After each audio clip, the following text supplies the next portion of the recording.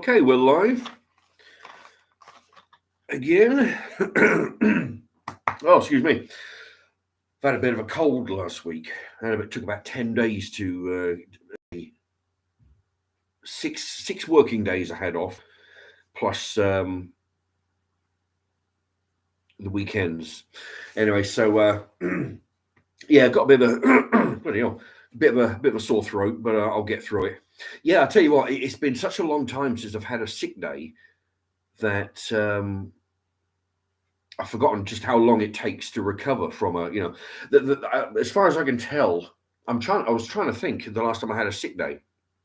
The last time was a few years. The last one I can remember is a few years ago when I cracked a bone in my foot on the loading bay, and that was the time I was telling you about a few live streams ago. I went to work on it for about 3 days, thinking it was strained and I couldn't take it anymore. With great reluctance, the fucking agency let me have the day off, or a few days off. I used up my holiday instead of going sick. Had a few days off to recover, came back. There was no job for me. That was my foot. And since then, I can't remember any sick days, I mean, I may well have had, but yeah, it was, I had Friday off, then Saturday and Sunday, which is the weekends I normally have off anyway. Then Monday, Tuesday, Wednesday, Thursday, Friday, and then Saturday, Sunday, back in Monday. So I had the cold for 10 days. Dwayne Dibley, hello to you. Welcome to the channel. Dwayne Dibley. I'm not sure. I'm not sure I've seen that name before. Are you new to the channel? Anyway, yeah, I've been I've been ill. I'm pretty much fully recovered now. There's a bastard having a cold. Let me tell you, it's it's just the constant blowing your nose and carrying on, and oh dear. Oh boy. So yeah, as you may have anyway, yeah, Dwayne Dibley, have you been with the channel long? So I see so many names. I'm not certain I've seen that one before. I just wondered. Anyway, yeah, if nobody has probably everybody on the planet by now has heard and then seen, maybe not live because nobody's watching it live, the Oscars. Oh, okay. It's a long time follower. Okay, probably the thing is, I see so many names. Anyway, that's probably what it was. If you've written before, it's hard to keep track. It's 100. Oh dear. Anyway, good to have you with us. Yeah, I mean, like everybody, I don't bother with Oscars. I watch the highlights, and and even then, I only watched it because Ricky Gervais was doing it the last couple of years. He made it interesting. Oh boy, all this talking plus the sore throat. Lee Mutton's in the house. Hello to you. Yeah, I'm just recovering from a cold, but yeah, a bit of a throat issue going on now. But I'm over pretty much over the rest of it. I was just talking about the Oscars. Yeah, I mean the last couple of years. Yeah, Ricky Gervais has been doing it, and oh, Christ. I should have sorted out. I should have done this a couple of days from now, but I wanted to get these topic points discussed. Yeah, he made it interesting. He would go in and rip all the celebs apart. They're up there being all high and mighty, and he'd rip them apart. No knuckle sandwiches for him, and he was going, really going at it with these celebs. Caitlin Ambrosi. Caitlin Ambrosi, hello to you.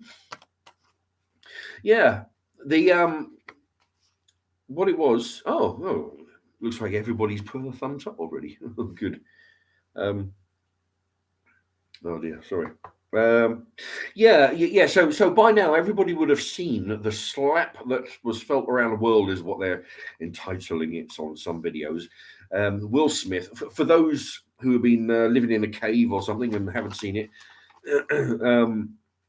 Chris Rock was hosting the.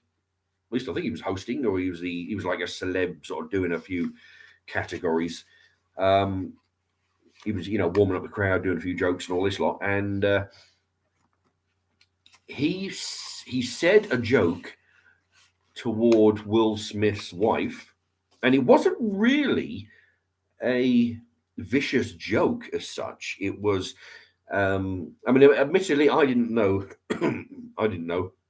She's got this condition where she's losing some hair and her hair's real short, which I didn't know about. And also, I momentarily forgot who was in G.I. Jane movie, because he said, the joke was, good to see you. I'm, looking forward to seeing you in G.I. Jane 2. Number one had Demi Moore. In the movie, she shaved her head. She was a Marine and all the rest of it. So she's got a similar hairstyle. And I mean, it wasn't a particularly vicious joke. It was just likening her, so saying, look, she could be in a Marine movie with a haircut like that, And Will Smith was laughing his ass off until his wife, told him otherwise. And then he went up on stage, and Chris Rock, of course, this is totally off script, but now Will Smith coming up, he just thought, Will Smith's coming up just for a bit of banter, screw around on the microphone and whatnot. So Will Smith slapped him across the face, and then went back to his chair. And then proceeded to let rip with some expletives. This is live, by the way. He's back in his chair and he's screaming, swearing at Chris Rock. And anyway, so that's the idea. So if you haven't seen it, that's what you missed. So I would suggest go and watch it. The videos are all over the internet.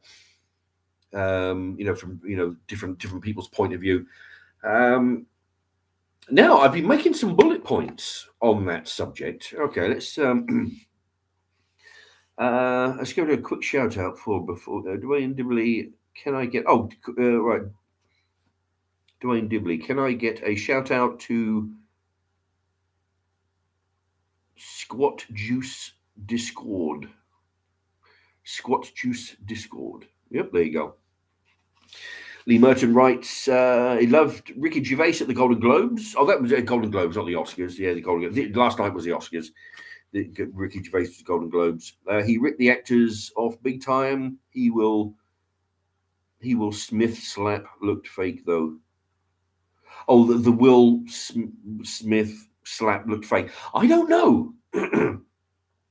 I don't know. I mean, Chris Rock ate the slap, I mean, he rolled with it, he didn't like fall over or rub his face or, but I mean, I got the impression, I didn't get the impression it was fake at all. I thought it was a real slap. And then, of course, Will Smith's behavior when he got back to the chair was the icing to say that this is not a gag. I mean, swearing like that twice on live television. Apparently, it's a big deal, Yeah, Will Smith definitely lost his mind.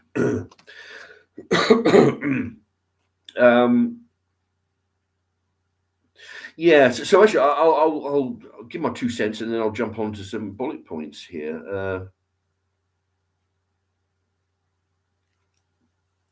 Yeah, Lee Merton, he did look shocked, though. Yeah, Will Smith wasn't happy. Yeah, Chris Rock definitely looked shocked, and Will Smith wasn't happy at all. But I tell you what, though, which is one of my points here.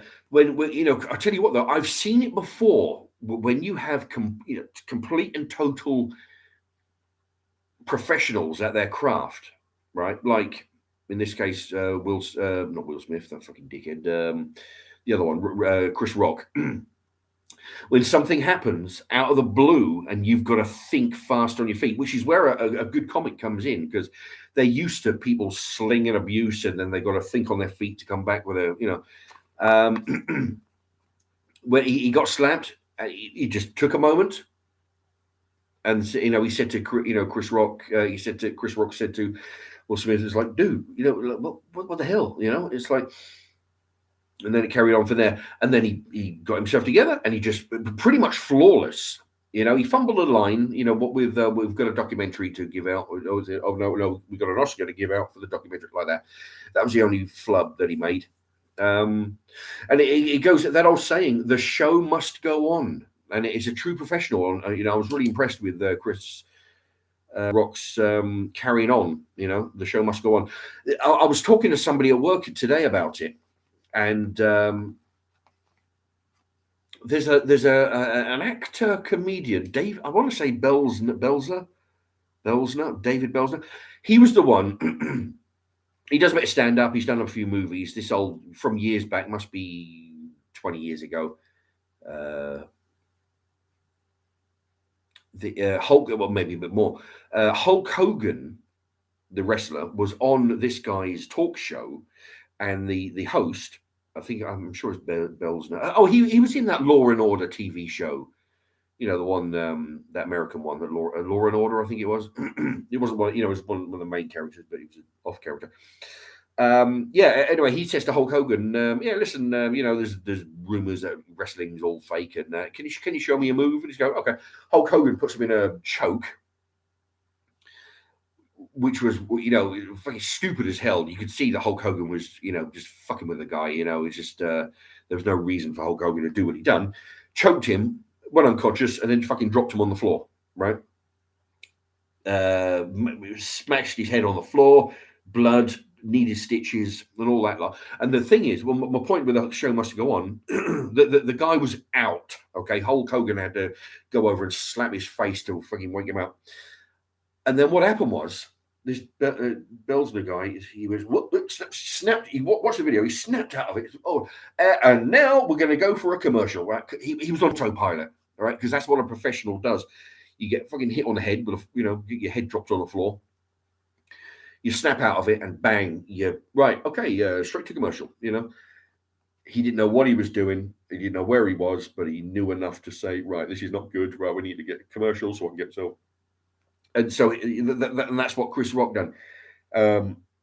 He was thrown a what they call curveball, and he had to deal with it on the fly.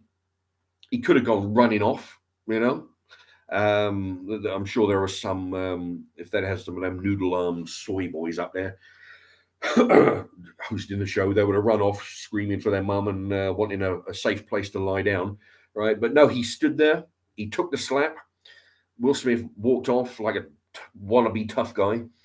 Considering that Will Smith, there was talk about, the reaction.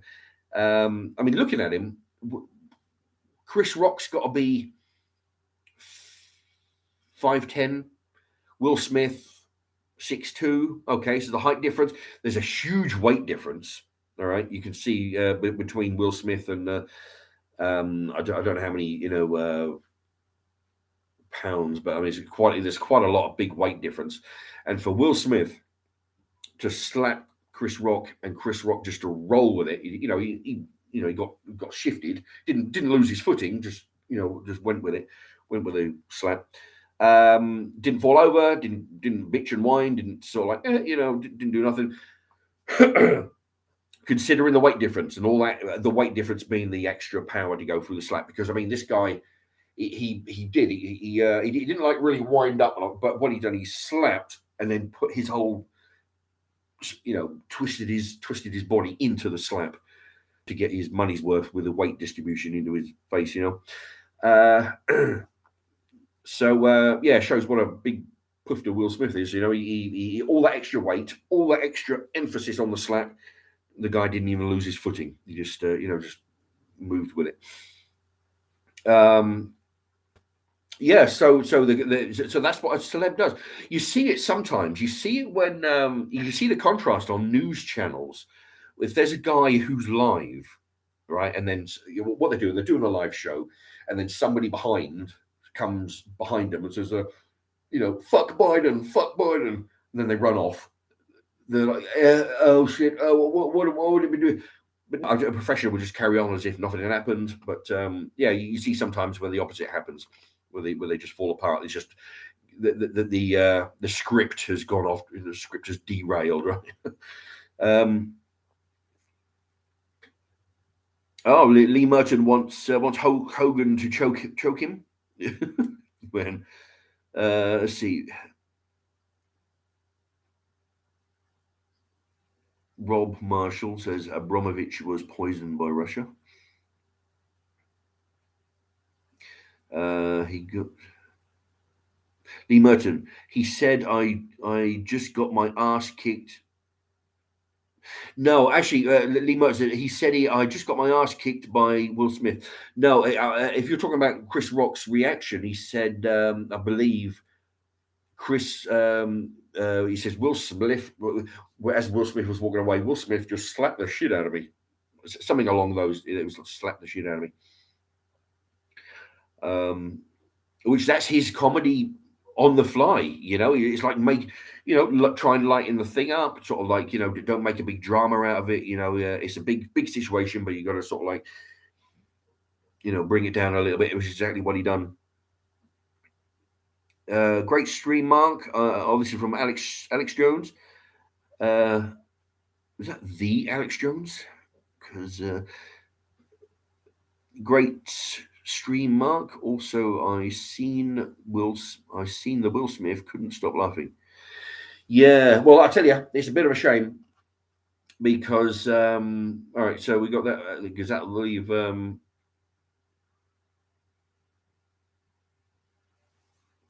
Yeah. Okay. So what I see, that's the thing.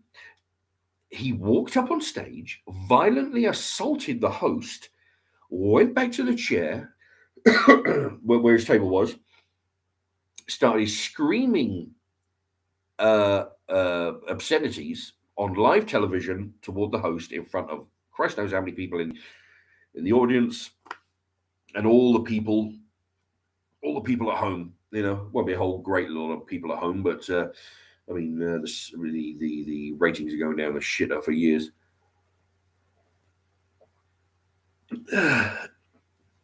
Actually, it occurred to me today that Chris Rock, you could say, was bitch slapped. By bitch slapped, by that I mean he got slapped because of Will Smith's bitch. There, Will Smith's bitch egged on Will Smith to go give him a slap, so he got bitch slapped. Yeah, I kind of like that. I kind of messed up the description there, but I think you get my drift. He got bitch slapped due to Will Smith's bitch making him slap him. Yeah, he should have got. I tell you what, when Will Smith went up there, violently assaulted Chris Rock, the reason why he wasn't jumped by security was because security are thinking, shit, like everybody else, is this part of the gag? Is this part of a sketch that nobody has told me about? Because I don't want to. The last thing they want to do is run out on stage. I mean, you imagine if, like when Ricky Gervais and that guy from the American Office, Steve Carell, you imagine if security came out in any one of their sketches. You remember when Steve Carell had the Oscar hidden under his chair and Ricky Gervais come out off the stage into the crowd, into the seats and say, like, give me it. I know you've got it. Give me it. It's my Oscar. Give me it. And he pulled it out from under his chair and gave it to him. That would have. I mean, you imagine nobody behind the stage knew what was going on. So you imagine if security went out there and it'd be a big deal for them. They wouldn't be working again. So nobody wants to run out and jump Will Smith. One, because he's an A-list celeb and they get away with everything. Two, they're all thinking it's probably part of a sketch that nobody's told me about. He goes back to his chair, starts screaming. That's when they should have gone up to him and say, listen, you're bang out of order. You've just assaulted the fucking host. You're using language on a live television show that we're going to get in trouble for. You need to get up and leave. Your wife can stay, great, because the thing is, he was going to pick him. He was waiting on picking up his award, right? he knew he was going to get the award. They don't keep it a secret from it, these people. I mean, what they think they're going to be sitting there with their fingers crossed. And, oh, please, please. No, they know already because they got a fucking speech in their pocket, ready to thank everybody under the sun. So he knew. Because the thing is, I mean, how outraged could he have been? He didn't get up and leave. No, he's going to get an Oscar. He's staying around. So what they should have done was to say, get up, get out. We don't want that kind of bullshit behavior here. Your wife can stay. If not, she can fuck off as well, and somebody else can take your reward and give it to you later, Because the thing is, it's deadly obvious that there is no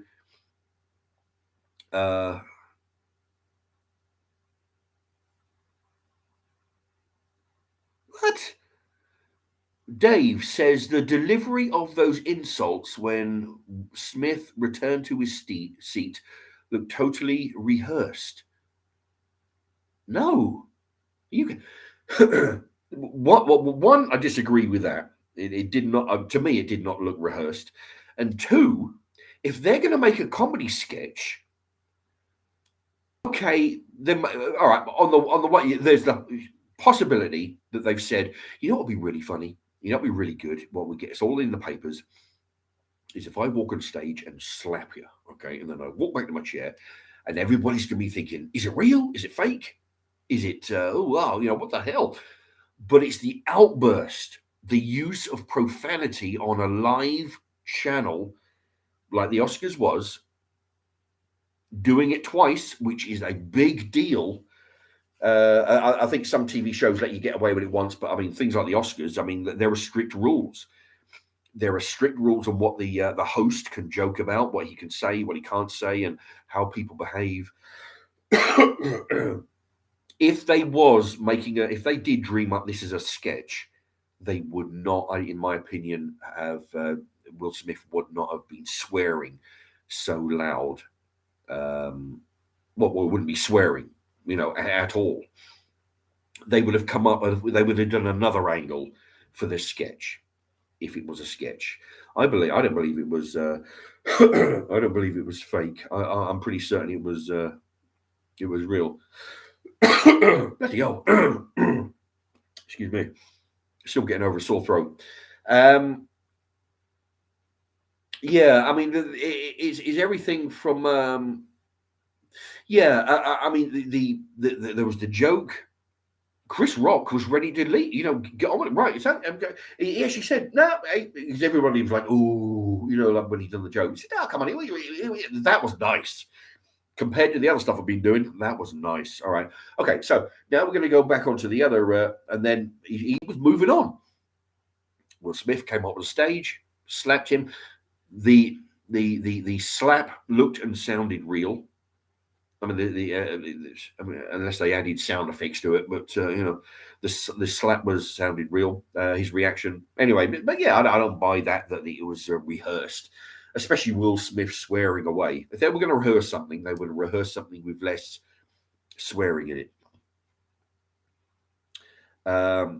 So they should have marched him out, but they didn't. They allowed him to sit there. Imagine anybody else getting up, because I think they got members of the public, well, some select members of the public way in the back. If anybody else got up on stage, assaulted the host, and then went back to their table, you think they'll be sitting around? Only Will Smith and any other A-listers like him. I could go into the black thing where if it was a white guy who done it, they would be marched out.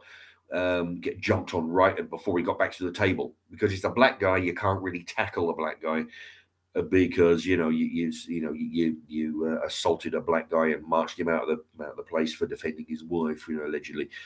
White guy would have got jumped on pretty hard, in my opinion. I'm sure people have got some comments on that, but yeah, I mean, you look at reality. One, Will Smith is an A-lister. Two, he's Will Smith. He's got all the money and the power in the world.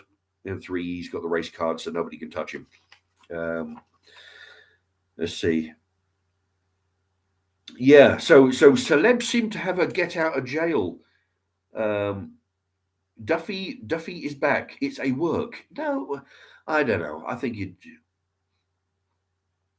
what Ricky Gervais was doing was a work with Steve Carell. That was a work, and that is how you get people to say, "Oh, was that real? Was that real?" I mean, they obviously don't like each other. I mean, is that real? Is it fake? I don't know. I mean, they look pretty like they don't like each other, but I'm not sure. No, this was way over. This was an assault, and again with the salty language on a live TV show, they could have done 100 different other sketches that did not involve violence, that did not involve swearing. I mean, look at the way they are. They're not in a back alley. They're not in a having an argument in a pub like a bunch of white trash. No, they're at the Oscars, the creme de menthe of the movie going actors. Okay, these are the A-listers. You probably got you got the A, B, and C. Depending on how far back in the audience you get, but the closest to the stage is the A's. They they work like mad. They scraping away trying to get the Oscar. Right, they work for years trying to get the Oscar. Um, and yeah, I don't know. But it seems to me that celebs seem to have what they call what you might call a get out of jail card. Okay, Will Smith being an A-lister, plus he's Will Smith, all the money in the world, all the influence in the world. He can basically do whatever he likes, and nobody's going to tackle him. I mean, because if he had any inclination that getting up on stage and slapping or violently assaulting the host, if he even thought for a second that he would get 3 or 4 security guards jump on him, march him out to the door, and then hand him over to the police, if he even thought that would happen, do you think he would have got up on stage? Fuck no. It's because he knew bugger all was going to happen to him. Yeah, and he was right. So yeah, they didn't march him out. They just let him sit there. Yeah. Your Will Smith, just sit there. Your Oscar's coming up soon. Same with Jussie Smollett. Another get out of jail card. Look at what that shithead done. Him and his gender bender bodyguard boyfriends. He teamed up with those, paid them a load of money, rehearsed a fake attack with a noose, with a bleach, with a this is MAGA country, nigger, and all that shit. Getting an alibi at 2 o'clock in the morning at the fucking subway. Subways around here shut about 10 o'clock. Don't know where they get to in the morning. Yeah, so he made up a story which could have started riots. I mean, Christ, I mean the place is ready to go up any minute. Over in America, the race problems they're having. Lied his ass off to the police, and then he went to court, lied his ass off even more. They found him guilty. He owed the police a boatload of money for all the wasted police time that they spent, wages and whatnot, trying to track down these mystery attackers. Blaming the whole thing on Trump. He gets 5 months, which is very lenient considering what he'd done. He done less than a week, and he's out. Admittedly, his lawyers are trying to, wangle another deal, but he's not. Well, they try and get him a less of a sentence, I guess. So I don't know whether the 5 months is off the table, but he went straight from court to prison, and then 6 days later, out again. So, and that's what money and power does. Yeah, it's a damn shame because I tell you, in either one of the case, if you or I got up on stage, slapped Chris Rock, yeah, we'd have a whole bunch of security guards jumping on you. But yeah, that's the thing, and also.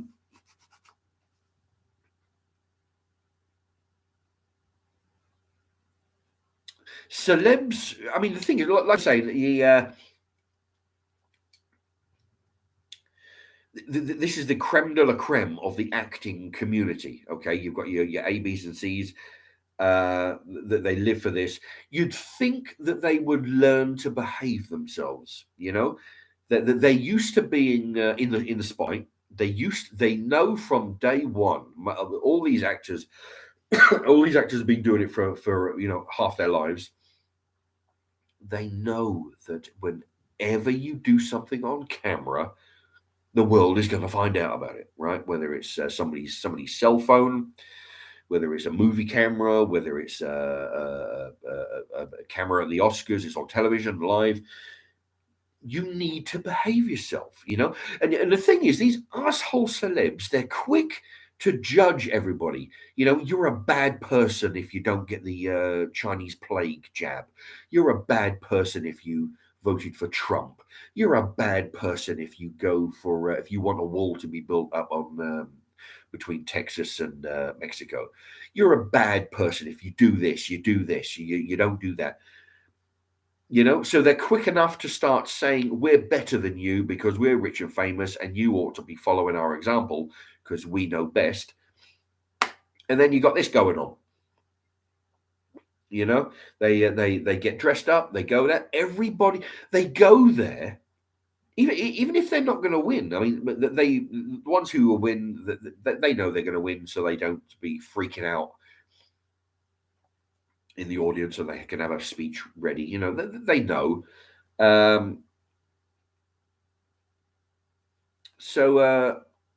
Geez, I'm derailed there for a second. Yeah, it's because my throat is, going to distract me. Yeah, so they get up. Even if they know they're not going to win, they go there to be on television because they know that at one point lots of people are going to be watching the thing, and even though they're not winning and their names are not being called out, their movie may not be up for award. The camera's panning, and all these famous faces. They want to get some famous faces on the camera for the TV show, so they're getting some limelight. Off the back of the winners, the Oscar winners, and they're there to get their asses kissed. From the minute they walk in the door, they're getting their asses kissed, just like they do out in public. Whenever they go to a restaurant or walking down the street, go to the gym, go to the movies, going wherever else, and especially at the Oscars, they're there to get their asses kissed. And they should act accordingly. They get dressed up and they goes and acts like this. This is gonna, because the thing is, I mean, what Will Smith probably was too stupid to realize. I've watched, like, I don't know what number Oscars they're up to. They're close to 100. Somebody write in the comments if you know. Oh, yeah. John D says, they'll all be getting a goodie bag as well. At least the A celebs, A-listers. Fucking hell. Is my neck? Oh, my. What do you call that? I can feel that going. It's just very distracting. I'm losing my train of thought. Yeah. So. Oh dear. All right. So yeah. So they're actually so they so they should act accordingly, knowing that that was it. Because I've actually watched Oscars, even though they're near 100 now. I've watched Oscars back when I think Marilyn Monroe was in one, and there was some little short guy. I can't remember. I think of his. And Robert De Niro, but in his early days, even way back before Robert De Niro, back in the Marilyn Monroe days, you can watch these on YouTube. That's how long this video of Will Smith is going to be out there. It's not like it's going to be, it's not like every other news thing, foreign fuckers at the Mexican border. Americans being left in Afghanistan, the economy's in the shitter, petrol prices going up, food prices going up. All these things depend on what comes up next. Some brand new thing, and then the old story will go. This story will stay alive for years and years, or beyond his lifetime. Even when he's dead and buried, this picture, people will be watching it in 50 years' time, thinking, "My God, you remember that time when the actor Will Smith went up and assaulted the host? Christ Almighty!" I mean, nothing else has happened like that before, and although if this works out and Will Smith gets off scot-free, you'll probably see it again. All right, I'm going to. I'll be back in a sec. I'm just going to blow my nose.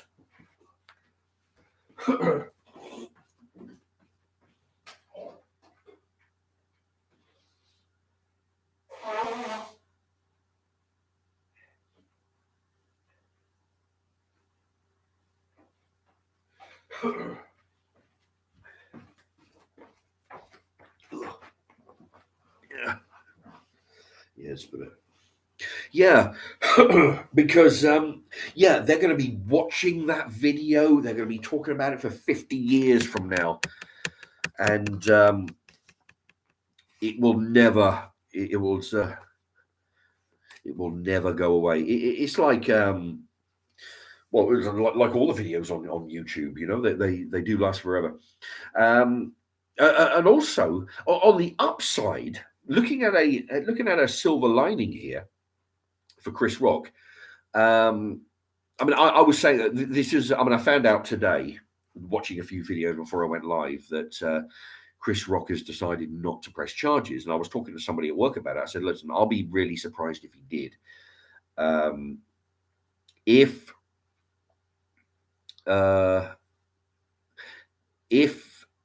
Chris Rock did press charges, I think it would hurt him. It would definitely not bode well for Chris Rock if he pressed charges. It would hurt him badly. The best thing to do for Chris Rock's, in my point of view, is to not press charges, all right, but give him a good verbal beating in the comedy arena. Okay, that 2 minute thing, from the time he done the joke on his wife to the time he got slapped to the afterwards recovering from it and making light of the situation, a dire situation over here, couple of minutes. Okay, that 2 minutes is probably worth a good half an hour of material when next time he does a comedy special. That everybody from who's that? I can't think of that. That famous comic, a black comic with a bald head. He turned down 50 million to do a special. Anybody? He was talking about the Jussie Smollett case a little while back. He was in the Flubber with Eddie Murphy. He was on stage, but he was a comedian making fun of Eddie Murphy. And Eddie Murphy turned the tables. Anyway, he's going to have a go. Every comedian on the planet is going to use this as they're going to be milking this. All right, they're going to all be throwing in their jokes at Will Smith's expense, I'm certain. And Chris Rock, he's got every time. The thing is, he's got. He could go onto any show, any talk show, and do a 2 minute joking with the host on, say, the equivalent of whoever's doing hosting. Equivalent of not Letterman, but Conan O'Brien, Kimball, all the rest of them. He could go on. He could get 2 minutes of laughs just sitting there on the couch, just talking about it. Next time he does a comedy show, he could bring it up. He could do half hours material on it. I was actually thinking today. I was joking with somebody at work, saying that if he was to host the Oscars next year, excuse me, Very sorry, sorry about all the coughing I'm doing. It's a bit of a bastard.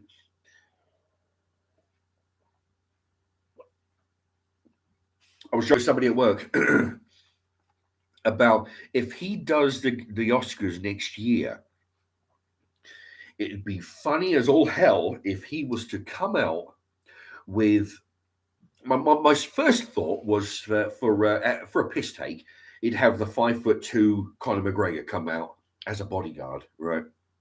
Purely because he's, because the height difference. You've got a little tiny, lightweight 10-stone bodyguard, or you can have someone like Mike Tyson, but thinking about it, in a comedy situation, perhaps not. So then I was thinking, what if he come out, says, right, listen, after what happened last year, to avoid this, I've accrued, and then you bring out that mountain guy from Game of Thrones just to stand there, just to do nothing, just stand there. And the gag is that anybody comes up on stage to give another slap like last year, you're gonna have to go through him to get to me, just for a gag. That would be something, so that would be something that a joke could be funny exactly 12 months from now. Just come out with that mountain guy saying, after what happened last year, I'm not taking any chances. Okay. So meet Mr. Mountain over here. I think that would be funny as all hell. That would get a big laugh. And, not that he's going to do anything. He's not going to beat up any of these A-list celebs, but the fact that he got the biggest guy on television to be his bodyguard, just for a gag, for the comic effect, and yeah, I tell you what though, I mean, although although these were the Oscars, and Ricky Gervais did the what was it the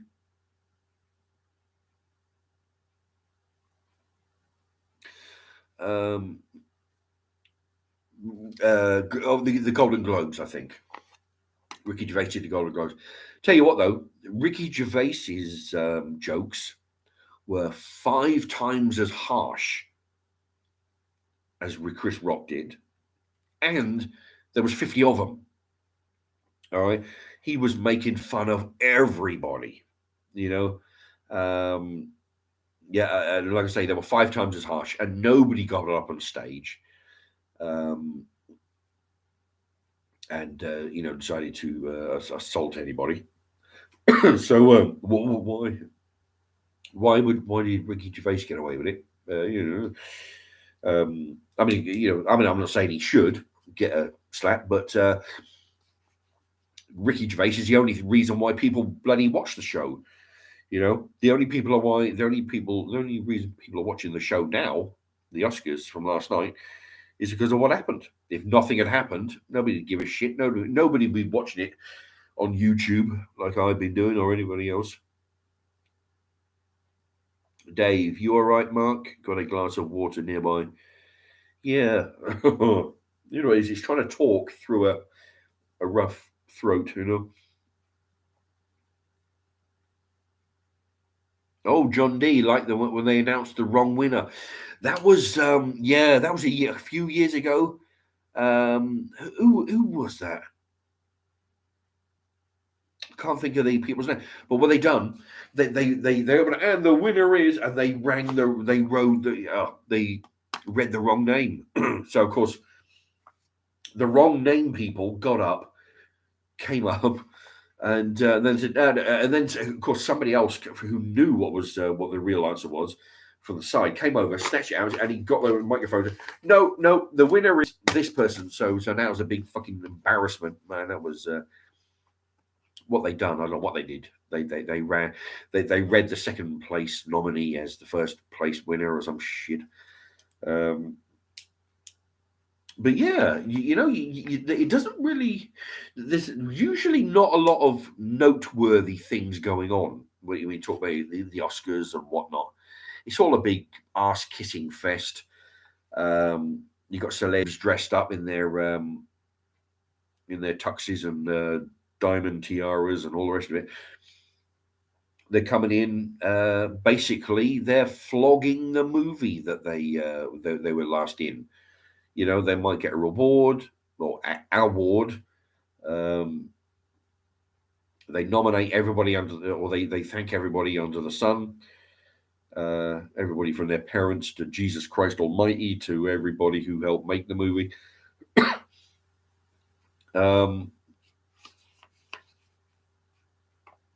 Yeah, it's all a bit. So there's nothing worth watching. It's only when Ricky Gervais was on there, or this thing happened, or when you hear about when they read the wrong name. I mean, oh boy, and that's always after the fact.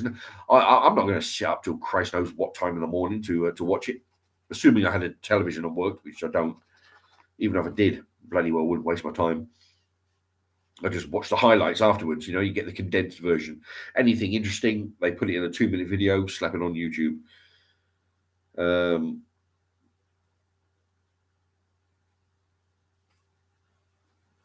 Yeah. So actually, and also another talking point. Okay, I'm gonna go. I'll go over this in a minute. Damien, get some vodka down your gullet. No, not tonight. I'm gonna wait till I'm a little bit better.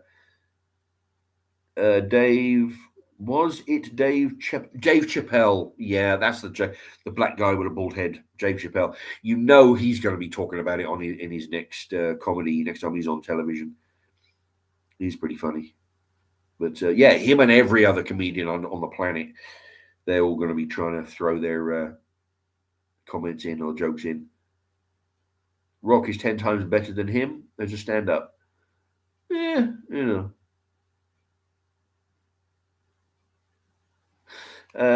Yeah, I must admit. I mean, I don't watch a whole lot of either one of them.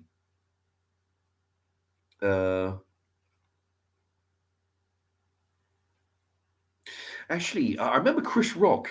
He made a joke, which is the one joke I can remember of him. He said, well, what was it? He was on stage and he said, you know what I hate? You know what I hate? I hate niggers, man. I hate niggers. They're driving me mad. I fucking hate niggers up and down. And everybody's like, oh my god, what's he saying? But I like black people. He said, yeah, no, it's the niggers I hate. It's the black people. They're fine. I like them. Yeah, they're great. And it's like, but when you got a comedian who's willing to sort of like get the audience, getting ready to be throwing the chairs up in the air, whoa, whoa, whoa, and then he turns them back. No, I see what he means now. Yeah, but that was a famous little sketch of his that, of course, there was a hoo-ha at the time, and nowadays, nobody remembers it. Dave, Chris Rock should come out next week on crutches with casts on his arms and legs. That's how he does it next year. Yeah, I tell you what. Yeah, I mean, yeah, no, I tell you what though, he handled it well. Professional actors, Mr. Deegan, Dave. Oh, it says to Dave, professional actors acting. I tell you what, when Will Smith was acting, was that bullshit. I could barely. I couldn't get all the way through the video. I had to fucking turn it off. It was so embarrassing. After the violent assault, after the salty language being thrown around, of course, he's collecting his award. He goes up and he's talking about peace and love and all this kind of horse shit. And he's crying away and all the, oh, fuck me. I had to turn the video off. It was shameful, And he apologized to the Oscars and some other people for his behavior. He should be apologizing to Chris Rock.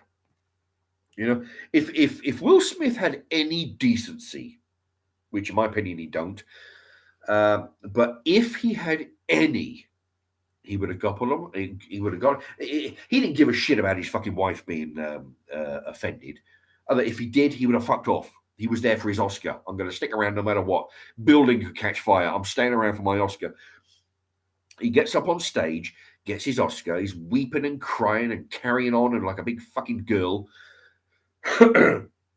And there was no mention. If he had any, like I say, if he had any decency, he would have said, "Before I accept this award, I want you to know I had a momentary lapse of judgment.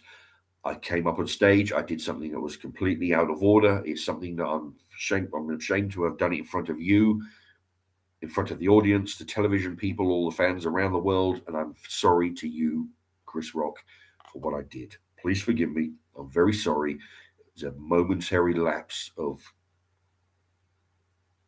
concentration, decency went out the window. I'm totally sorry.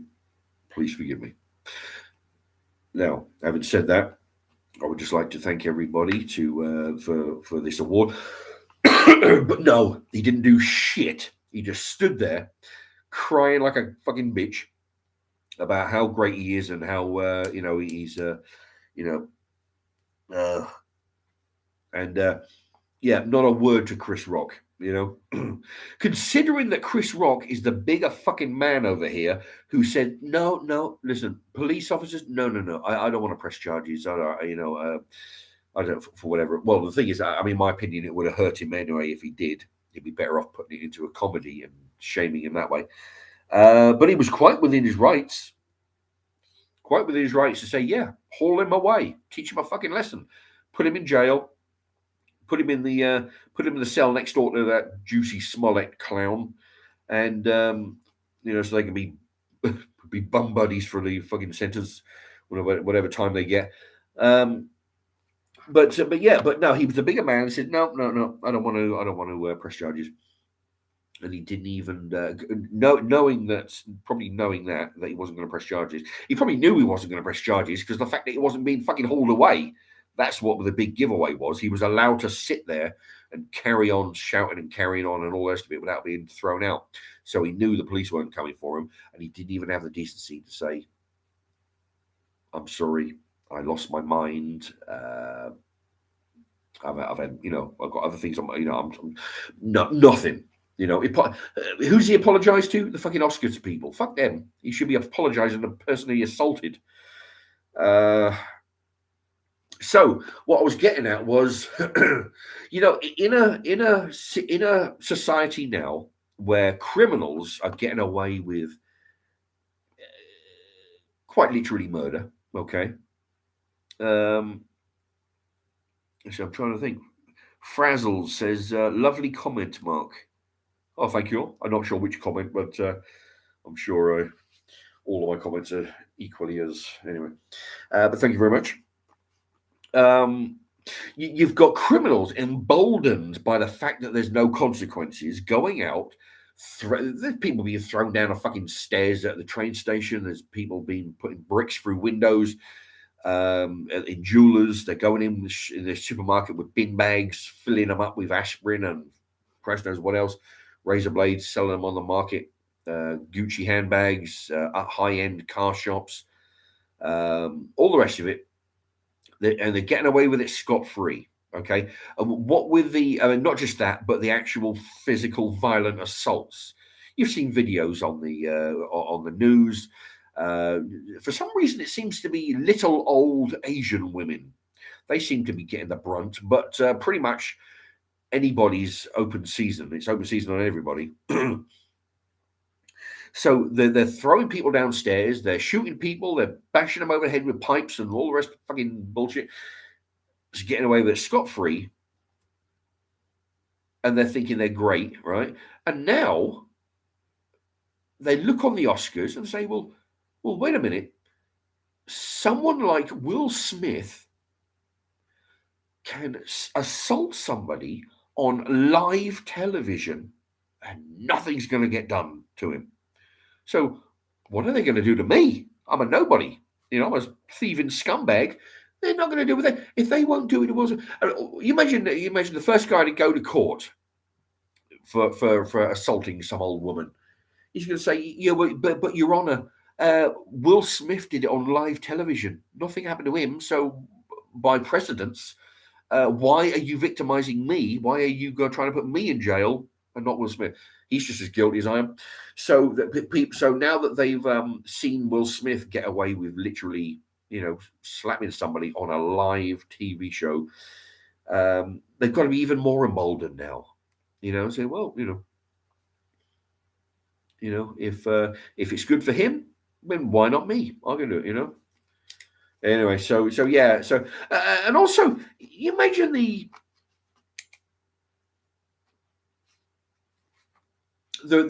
role model that he must be for his kids.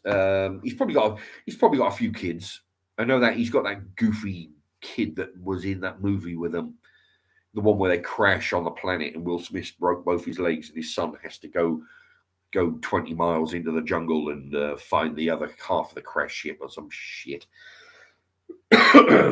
Somebody bloody hell, somebody write the title in there.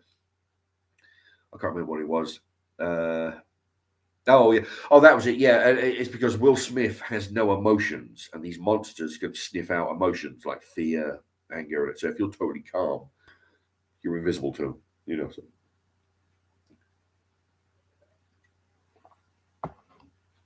Anyway, so anyway, that kid, he's got him. I think he might have a daughter or two. Actually, Mad Maz. That's the other thing. I want to get to that as well. The swimmer. Yeah, so you can imagine the role model. He's got some young teen kids who are looking at their dad and their mum probably to be role models, like most of us do. Who has two parents, Unfortunately, well, I'll probably be better off not using my dad as a role model, but that's another story. But for kids who have got, in this case, two parental figures, two role models, and you see your dad assault somebody for no other reason that he didn't like what he said, he fucking gets assaulted for it. That's the message you're sending to your kids. If you don't like what somebody says, fucking punch him in the face. They're not going to do anything. Nobody's going to do anything to you anyway. So, the fact that you don't like, which, so it's a bit of a shitty role model, bit of a shitty example, which, actually, I shouldn't have crossed that one out. So that goes on to my last talking point. Open season on comics is what the heading I wrote here. So you've got Will Smith. He doesn't like a joke, so he feels perfectly entitled to walk up on stage, slap somebody, assault them, come back and sit back in his chair, say basically, "Fuck you," I'll do what I want. Does this mean that when you go to a comedy club and there's a comedian on, you don't like what he says, you go up there and assault him? I've seen videos where people have tried that. There's one, it's a really good one. Well, it's good to watch, but the reaction wasn't brilliant. He's singing a song, and some guy shouts at him, at the comedian, right, while this guy's playing on the guitar. And the comedian says to him, "Hey, buddy, listen, do me a favor. Do I come down to the bus station and slap the dick out of your mouth while you're trying to work?" He said, "No, so don't. So leave me." The guy went up on stage, tried to fight the comedian. The comedian smashed him over the head with a guitar, mashed this guitar all over, and he's gone, "Yeah. Can I get some? You see," and everybody's like, "Boo, boo!" Everybody was on the side of the fucking clown who tried to climb up on stage, not the guy that was trying to defend himself. But that was a good video. It's on YouTube somewhere. Right, comedian hits guy with piano, guitar or something. But does that mean, because now that Will Smith didn't like what the guy said, so he can just walk up on stage and assault them, does that mean that the rest of us can do that? In the old days, if you didn't like a comedian, you figured, fuck me, that was a waste of money. I won't be paying my money to that guy anymore. I'll move on to another comedian. Then the internet come along, and now it's like, oh, I don't like what that guy said. Type, send, and then all of a sudden, your 3 followers on Twitter and Anybody else who will listen gets to hear you bitch and whine that you didn't like what this particular guy said. The next step, if you don't like what the comedian says, are you allowed to go up on stage and assault them? No? Well, Will Smith is allowed to. Why not me? Why not everybody? Well, you? Why not everybody else? That's the message that I'm trying to put forward. If Will Smith is allowed to it, he's basically opening the door for everybody else. You know, I mean, it's like people are not behaving themselves as it is. Now you got fucking Will Smith saying, "Well, listen, do what you like. They're not going to do anything to you." And the message is, I guess, to everybody else: if you're rich and famous, you can do what you like. You know, which is pretty much true in most cases. There, eventually your Weinsteins and all the rest of them, they get taken down. But for the most part, you can pretty much get away. Jussie Smollett, there's another example.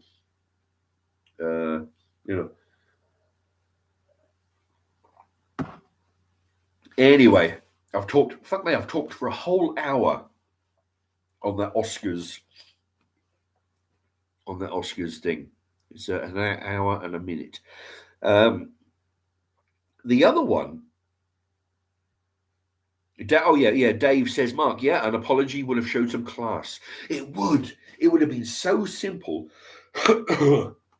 All he would have, just basically, I mean, see, why he didn't was because the fucking assholes in the crowd were not. They were basically patting him on. Oh yeah, don't worry, calm down, take it easy. Denzel Washington, fuck him as well. He was, sort of throwing his 2 cents in about how, the highest peak is when the devil comes for you. The crowd were not against Will Smith, and that encouraged him not to apologize. The mere fact that he knew he did wrong. Hello, picture frozen. The mere fact that he knew he'd done wrong. He should have got up on stage and he said, before I get busy with this Dr. Oscar thing, I'd like to say, very sorry.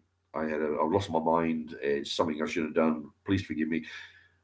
That would have, it was Dave. Yeah, that would have showed so much class,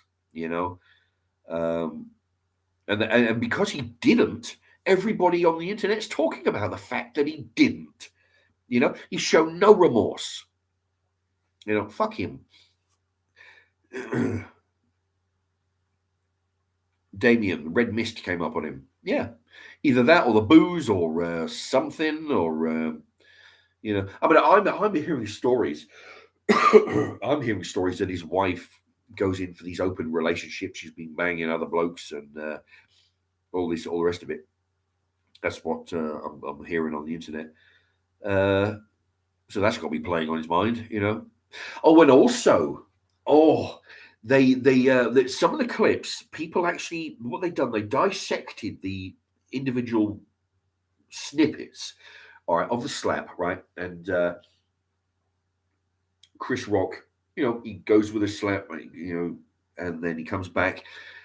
Will Smith's going to the thing, and he's like, "Dude, what the, what?"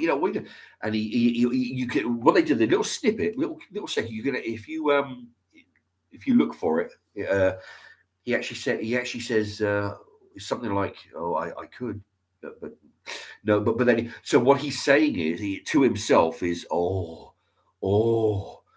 I could rip you apart verbally right now." Man, I've got 20 things in my head which I could spin off 20 gags to make you look so bad. But you sitting there after what you've just done, I could rip you apart. But he says to him, "No, I could, but no, Okay, no, let me just okay, so we're gonna go on to the next category. I think he's looking at somebody on the side of the stage. But he does. It's just a very fraction. You can see or hear what he's thinking. He says to himself, I could. Okay, so we're going to move on like this. So he knew that he had a bunch of gags in reserve, ready to rip Will Smith apart, but he chose not to because he was showing some class. He says, "Okay, Will Smith's done this. He's basically dug his own grave here. You know, all I got to do is just stand here and move on, just do my job as a professional." Anyway, Mad Maz 49A, Mark, did you see this transgender who won the female swimming at the Commonwealth Games? Are you talking about what was it, Leah Thomas? Is that the one? Yeah, formerly known as Will. I'm sure it's Thomas. What a big clusterfuck that is. You got this guy. You got this guy. Will, was it, somebody remind me? Is it Thomas? Leah, it was Will Thomas, and he turned to Leah Thomas. Somebody right in there. Apparently, when he was swimming on the men's team, he was like 460 something. He was like way down. You know, he was like way back, 400 something odd. You know, place in the rankings. All of a sudden, he wakes up, right? Takes a few hormones. You know, he's and then starts telling everybody that he thinks he's a woman. Goes onto the women's team, starts kicking ass all over town. You know, so you imagine it goes to show the difference in capabilities, doesn't it? When a guy in the men's, somebody in the 460 odd position in the men's switches over to the women's, comes in first every time. So the best female swimmer can't even beat somebody rated over 450th place in the men's. It shows the. I'm not saying that women are bad at what they do, bad swimming. I'm not saying that. It's just it goes to show the difference, right? The muscle mass, the lung capacity. The guy's fucking 6'4" for Christ's sakes. I mean, look at him. He's like a foot taller than everybody else. You've got he's taller, so he's got longer legs for swimming, longer arms for moving the water, swimming and displacing water. Higher, a lot more muscle mass being male. Of course, when they're talking about the lungs and all the rest of it. So, yeah, it's a damn shame, and I'm surprised that they've let this bullshit carry on for so. There you go, Dave. Leah Thomas. Yeah, he'd won the race before he hit the water. Exactly. Yeah. You can see a photo of the start of the race. He has a huge advantage. Yeah, because you imagine the longer legs, the longer, more muscle.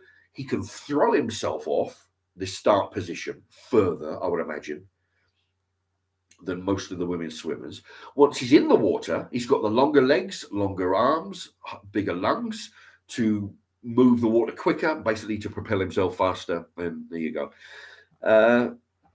Yeah, so fucking crazy. And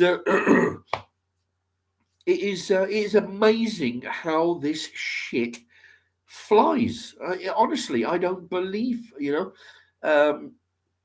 why is it that no? Because Tucker Carlson was talking about the old story of the Emperor's New Clothes.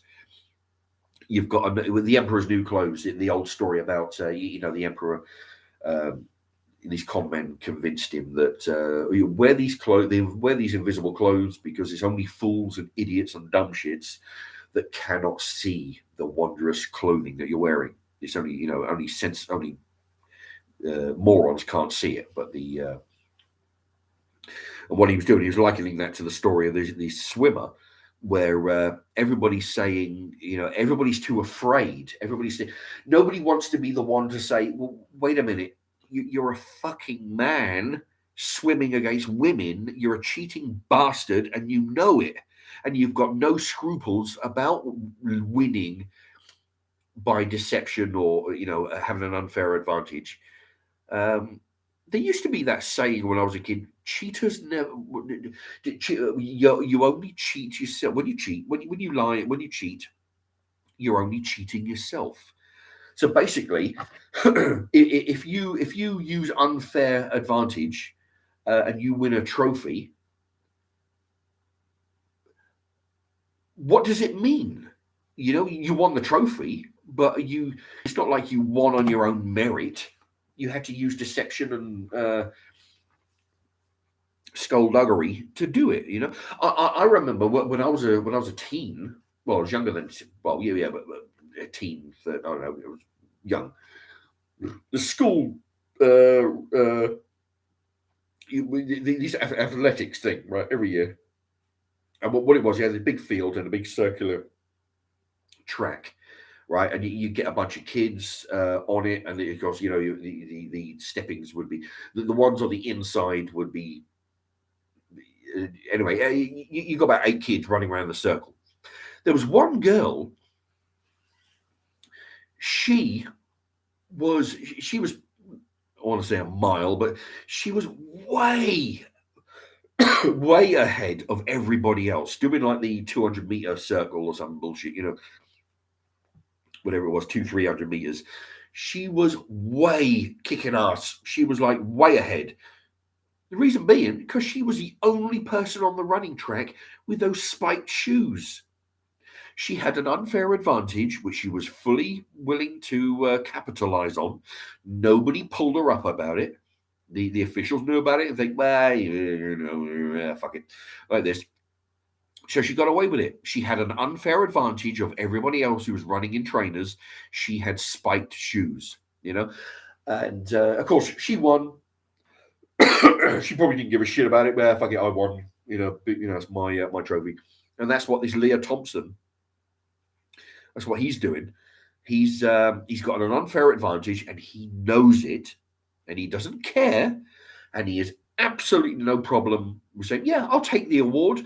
I beat all these other women, and I'm proud about it because I have my trophy." You fucking cheated to get it, so it doesn't mean shit, you know. And what about the poor bastard who's like, you know, this guy is like number one.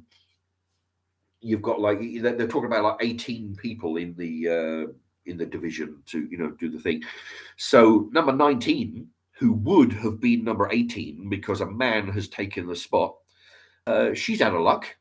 You know, her career's fucked. You know, all those years she's been doing, getting up 6 in the morning, you know, swimming the laps, honing her craft, you know, all because a man couldn't cut it in his own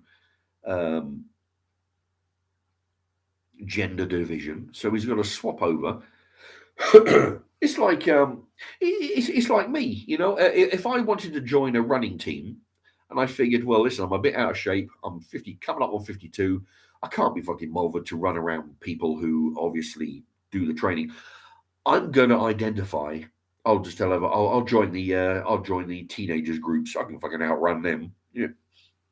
Probably on a worst day, I could outrun a 10-year-old. You know. So that's basically what he's doing. He can't cut it in his own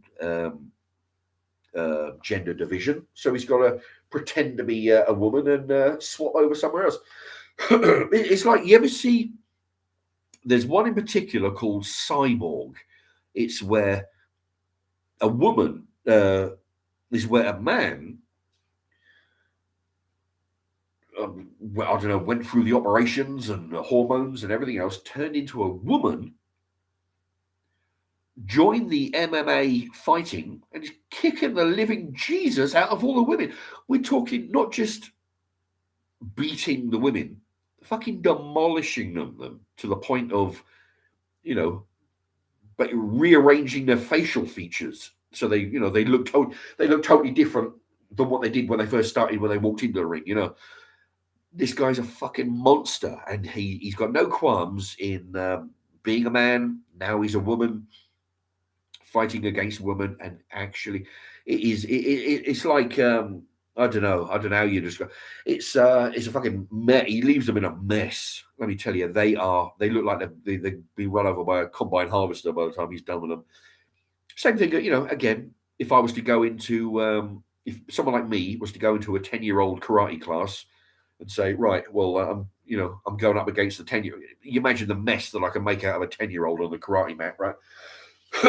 but this is like professional fighters. I mean, he's leaving them in a mangled fucking heap. There are videos again where women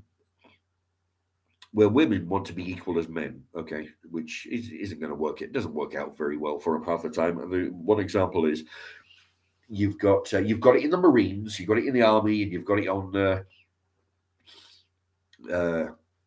YouTube videos of just boxing matches where where a top boxing woman will go against a mediocre, what they call a tomato can male boxer. All right, somebody middle, right? Nothing great. He's not total shit. He knows what he's doing, but he's nowhere near the top. He's somewhere in the middle. Tomato can, they call him. Anyhow, so and you match him against the top female boxer. The fucking woman gets demolished.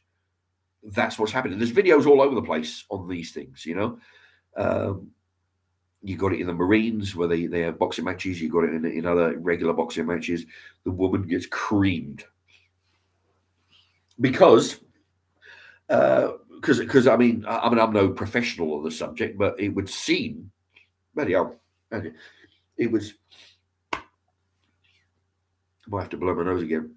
It would seem that strength and muscle mass and the ability to move a heavy man's weight in the direction of a softer, fragile, perhaps skilled woman, muscle mass, weight, and aggression overcomes skill of the woman. It's I don't know if I'm articulating that very well, but it seems to be the case. You need to keep them apart. Right, I'm going to excuse me a sec while I blow my nose again.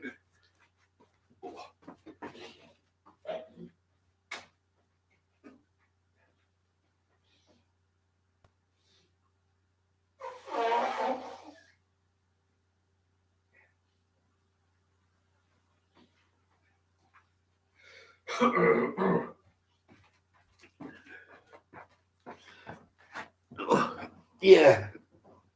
So yeah, so that's what seems to be going on. If a man can't make it in his own division, just swap over to the women's division.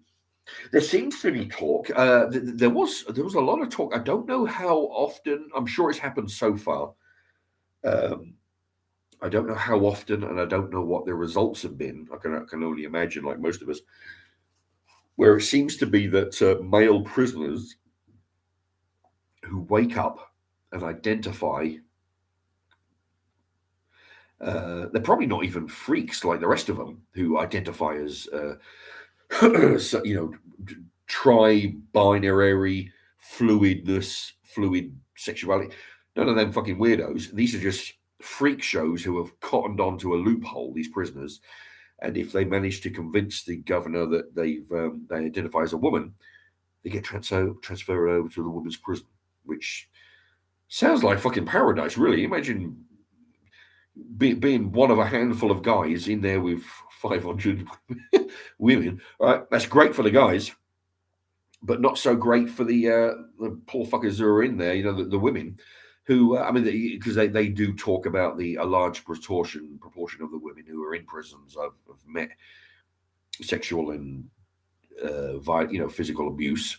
So that's all they need, a fucking man shacking up in the cell next door to them. Yeah, I tell you what though, I think about these things now and again. If I was a woman in the prison, and the governor said, right, okay, as of Monday, we're going to be bringing in a couple of men who, I know what you're thinking, right? No, they're men, but they identify as women. So because the law says we're going to put them in with you lot, I would use that weekend to rally all the women in the prison and says, right, the minute they get in there, we're going to kick fuck out of them. Make him fucking beg that governor to put him back in the men's prison again. We're gonna beat the living shit out of them to the fucking inch from death. We're not having them live here in this prison with us women so they can fucking rape anybody that they get a fancy to. It's not gonna happen. We're gonna nip it in the bud. We're gonna bash the shit out of them. We're gonna fucking make them beg to be let out of here and back into the male prison. That's how it's gonna work. And every guy, every man that they put in the women's prison is going to get the same treatment. You know, get the fingers put in a door jamb, you know, and get their face mashed in by 30 odd female prisoners. Yeah, see how long they want to be identifying as a fucking woman after that. That's the only way you're going to deal with it, because you can't talk common sense to the governor. You can't talk common sense to anybody, these fucking idiots who are making the decisions. You've got to use brute force and brutality. All the women get together and says, yeah, you men want to come here and be, raping us in this, while we're, in the soon as the cell's shut. No, it's not going to happen, because we know why you're here. You don't identify as a woman. You've had a loophole to get in and you start raping 500 of us. Beat the living shit out of them. Like I say, to an inch of death. Make sure they've got some broken fucking facial bones. They will not want to come back. They'll say, fuck that, it's much easier in the men's prison. Sounds a bit harsh, but what we're going to do, you're going to allow men to be roaming around the women's prison, willy-nilly, just, dragging people off into these showers, whenever they take a fancy to it. Dave says, oh, yes, the MMA thing. One of them got a fractured skull from it. Yet the poor woman described it as being completely overwhelmed, like a strength she has never experienced from a woman before. Yeah, and that's what happens. You've got a professional man fighter changed to a woman, and now he's using his weight, his man muscle, his man skills to beat on these women. And I tell you what, it is a fucking mess when they get done. I mean, you think it's bad when you see two men in the octagon. You got you can have eye sockets broke, you can have teeth knocked out, you can have people getting knocked unconscious. It is a mess when you put a man who well, the thing is, it's bad enough. It's I don't think it's like this cyborg. I don't know what he was like when he was in the men's division. I think he's just a freak who wants to be a woman, and but he wants to still be a fighter. He's now that he's become a woman, he can't be fighting men, so he's a man fighting a woman.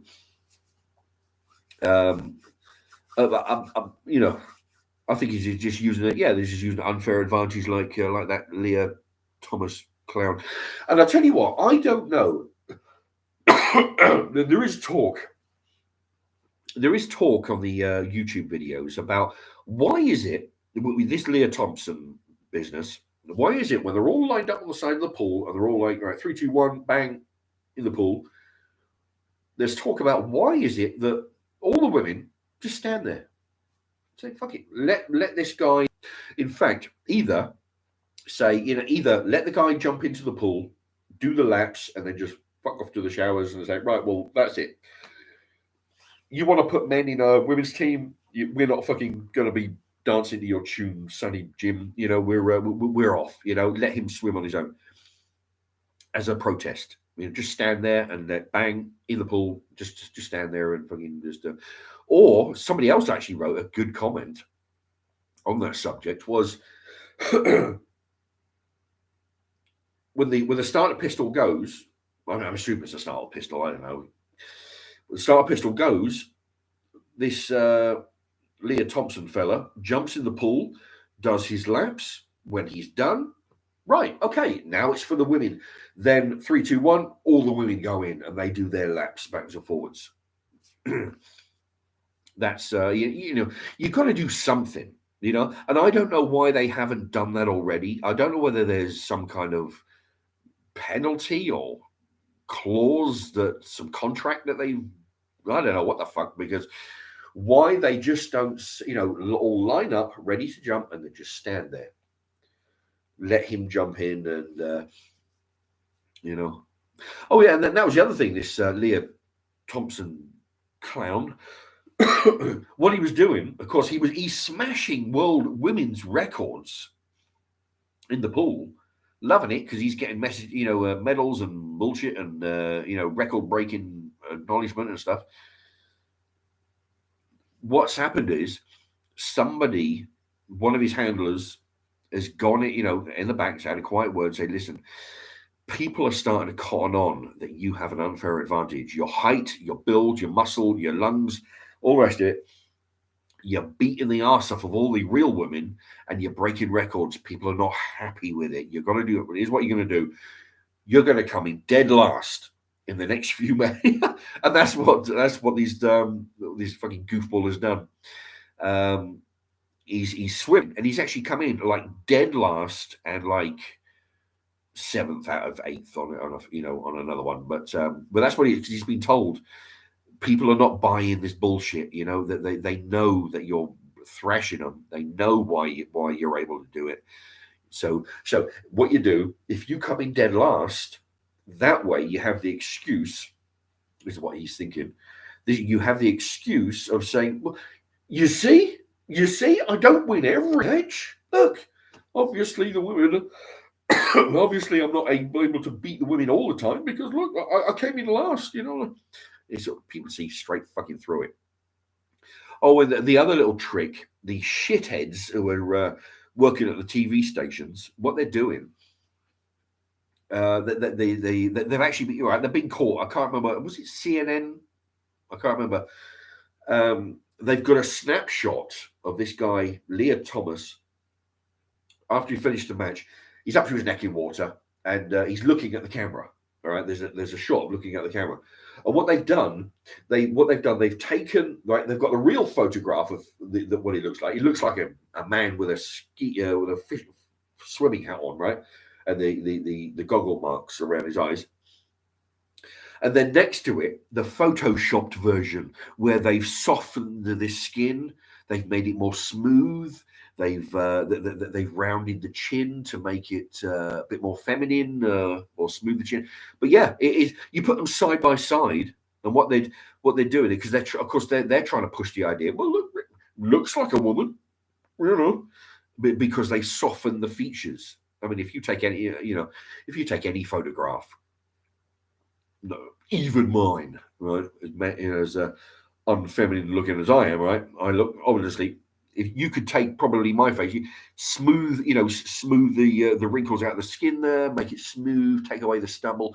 You could probably make my face even look like a woman. It goes to show what they can do with Photoshop. I mean, they didn't do a lot with it.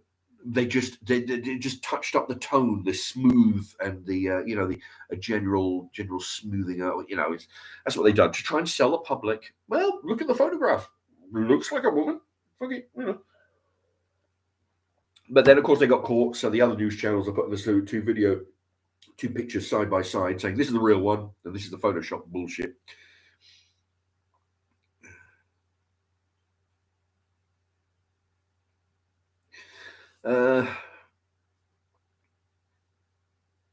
Yeah, the Autumn Stone. Those poor women are led to believe that they can win, and honestly surprised. Yeah, that's the thing. I mean, these poor fuckers have been swimming for years. I watched a show about it years ago, about somebody training to swim, and it's like they go down to the pool at like 6:30 in the morning. All right, do an hour doing some laps, and then go to school, do their lessons, and then they come out and they finish that, and they do a few more laps after school. It's what they do. It's I mean, it's the same thing. I mean, I know a little bit about that when I was training 25 years ago. I was bodybuilding. I mean, a lot of you have seen the photograph. I've got my fridge. I mean, there's only one, but that was. I mean, I got slightly bigger and better than that photograph a little bit. It was, but I mean, I lived it. Okay, I would go to work, eat like mad in the canteen, eat my fill, and then take some stuff in my pockets to eat while I'm working around the warehouse between dinner and going home time. Go to after work, go down the gym for a few hours. When I finish at the gym, go and eat a bunch more, get some rice out the chinks, and go home, have some steaks and milk that carbo shake that I'm used to make. It used to be, it's dedication, and that's what it takes. So these ones, I did it. I was quite dedicated to my not sport, but training. And that's exactly what the runners do, what the swimmers do, what boxing do, or any sport. Tennis players, they dedicate their life to it. Everything revolves around the training. It's not like you train during your free time. No, everything else comes second to your training. You want to go to the movies, you want to a restaurant, you want to go shopping, you fit it around your training. And that's what they've done. And now they've been basically fucked out of their all their hard work. Barry, how long did you do in prison? Mark? Question mark. No, I haven't been into prison. But I don't know if it helped. But no, I haven't spent any time in prison. Apparently, Barry did 18 months in Belgium jail, and it was surprisingly easy. No dropping soap in the shower business or anything. Apparently, there's a lot of drop in the shower. 18 months in Belgium. 18 months. 18 months. What did you do? 18 months. A small amount of weed. Criminal damage, maybe 18 months. I'm trying to think what would get you 18 months.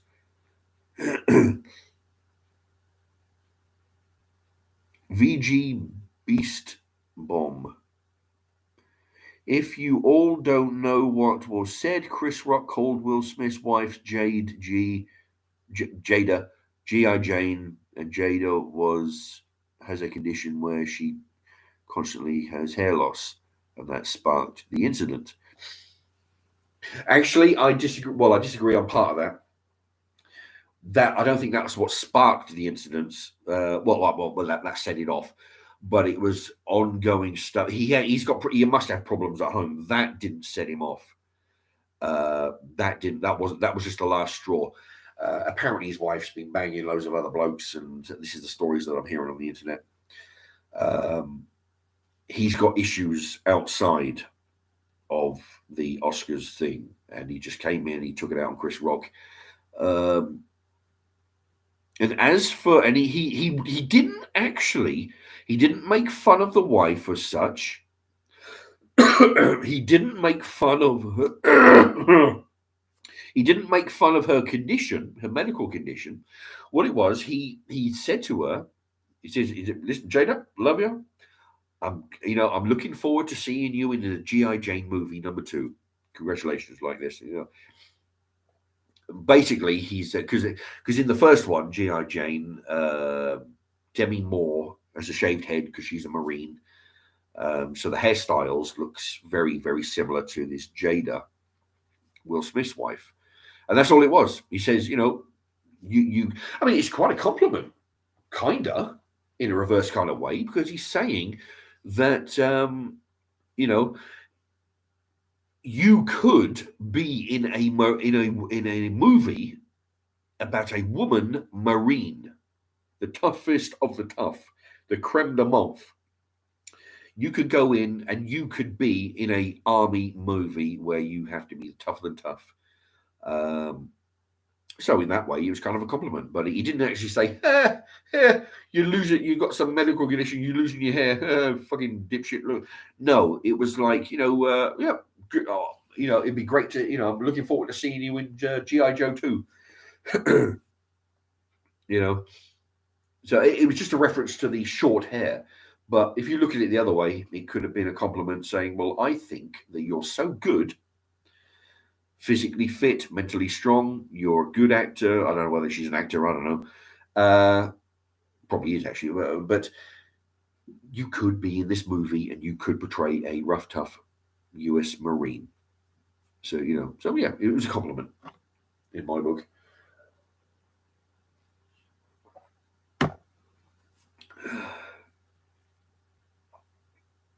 Yeah, so I mean, I still blame Will Smith. Chris Rock, he's a comedian. That's what he's there for. He's there to make people laugh. And what he said was not malicious. It was not hurtful. He did in no way did he make any reference to her medical condition or the fact that her hair was falling out or the fact that she had short hair. He just likened, basically saying that he said that she, I'm looking forward to seeing you in GI Jane 2.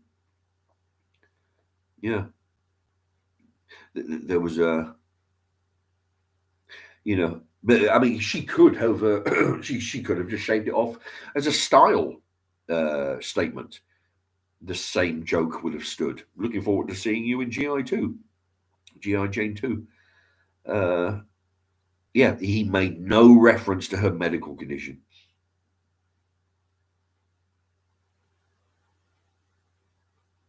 Barry says, yeah, Mark, I reckon you'd look like Pat Butcher in drag. Yeah, Pat Butcher from Coronation Street. I remember her.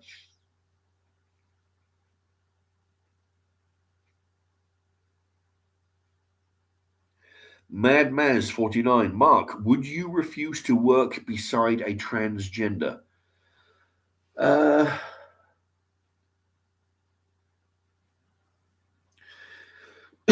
Very likely, yes. I would not. I would try not to make a big drama. I wouldn't go into the office and say, unless I was really pushed, but and I would, I'd be very reluctant to go into the office and say, I refuse to work with this person. I want you to get this person away from me. If I was pushed to work with this person, I would go in and say, look, I've got to be honest. I'm not the kind of person who deals with this very well. This person makes me very uncomfortable. I'm not comfortable with, disabilities, sick people, stupid people, people who have got different, who think about these changing their sexuality issues. I'm uncomfortable being around these people. They make me uncomfortable. I'm not going to be able to perform my job very well, and it is going to make me anxious. And I don't want to be dealing with any of that trouble.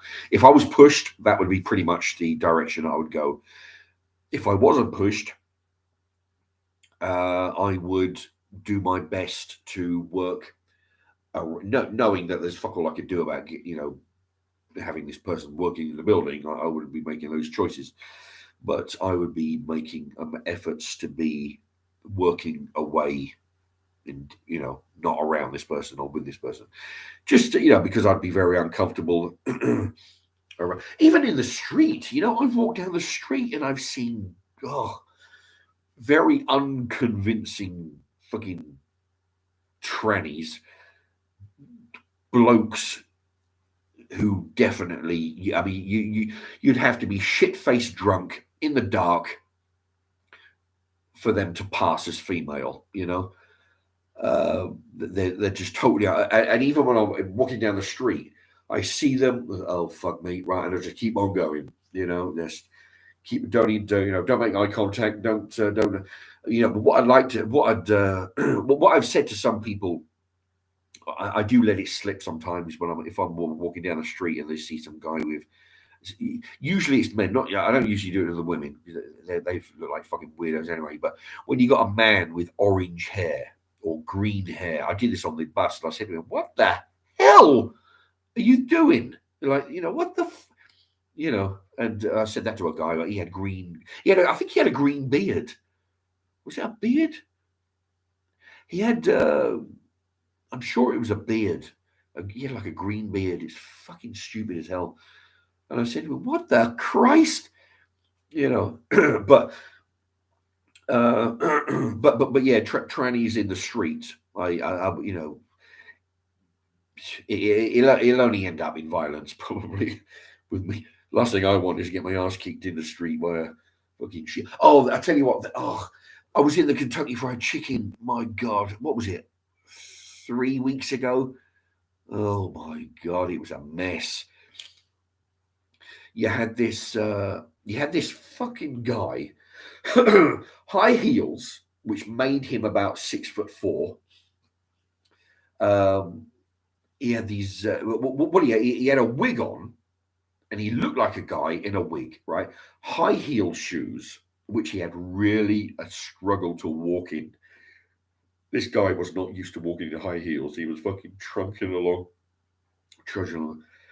Jeans that were like fucking, you know, way too tight, you know, so it's difficult to move.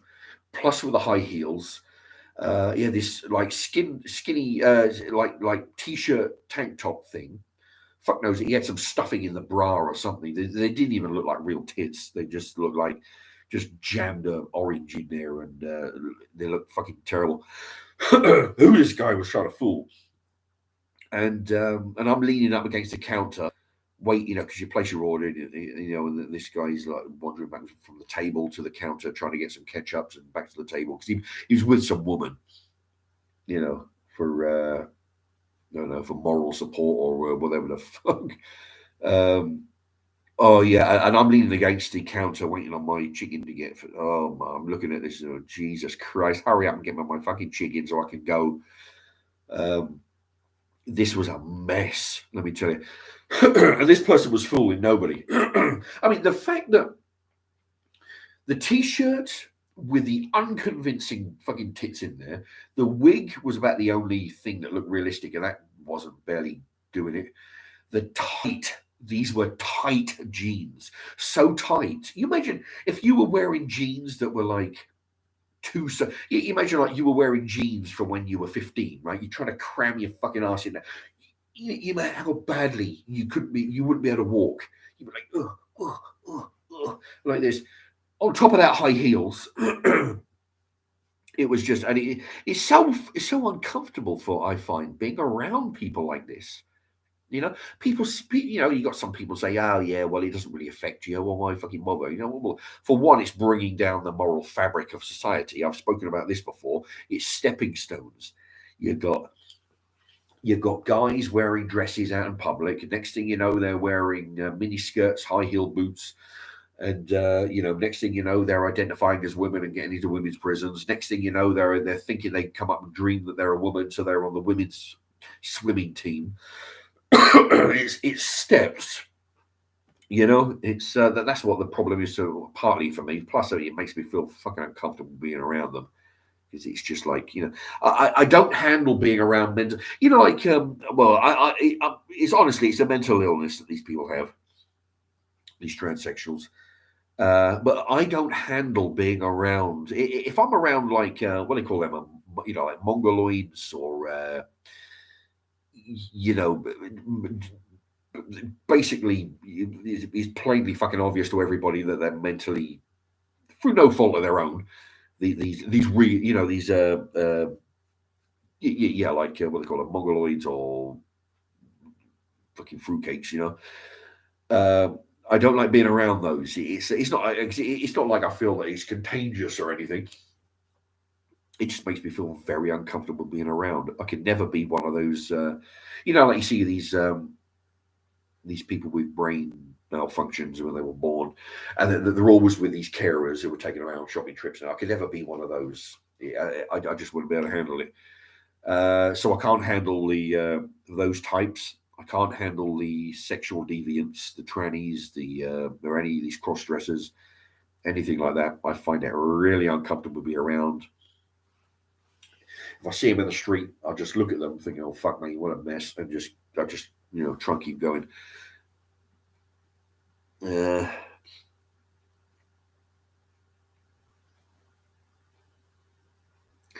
Okay, let's go to the top there. Barry, hi Mark. I reckon you'd look. Oh yeah, we read that one. Mark, would you use transgender? No, done that right. Also, goody. Oh, Mystic, Mystic Genie. Fucking hell, Mystic Genie. Hello to you.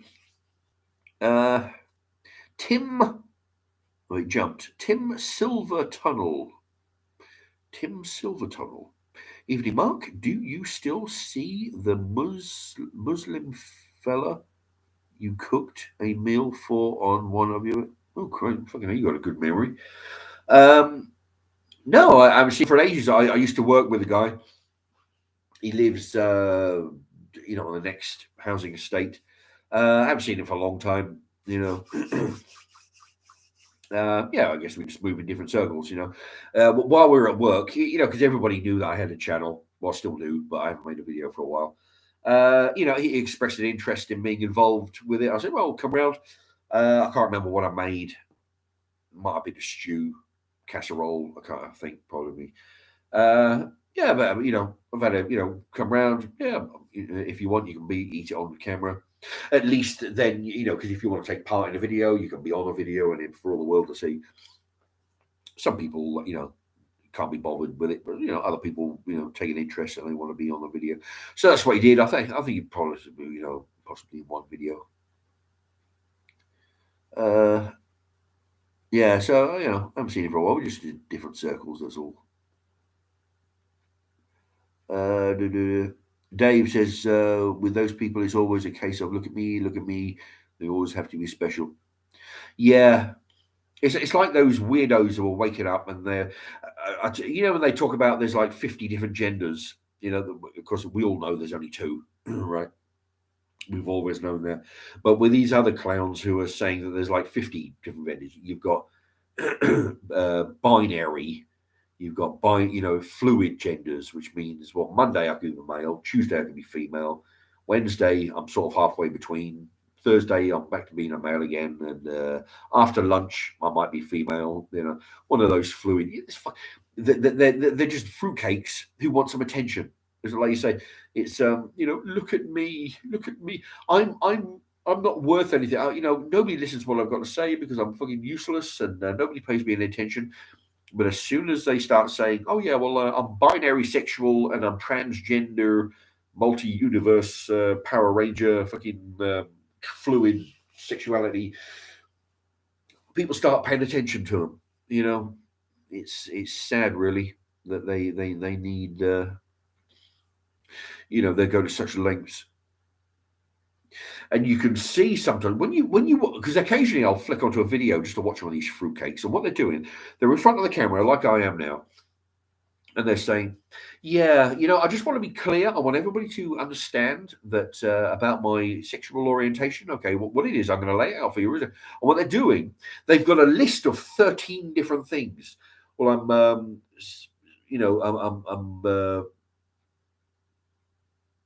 I'm sexually fluid, binary bullshit, translucent, and all these things. What they're doing is that you can see them reading from it because there's 13 fucking things in their description of their of what they've decided to be, what they are, and there's so many and there's such bullshit they can't even remember them themselves. So they have it listed beside the computer, and you can see them looking. They're like, yeah, well, they're looking over here because they're reading the card. That's how much thought they put into it. They just make up a load of shit, write it down, and as long as they got it written down, then they can spew it out, and they don't have to remember anything.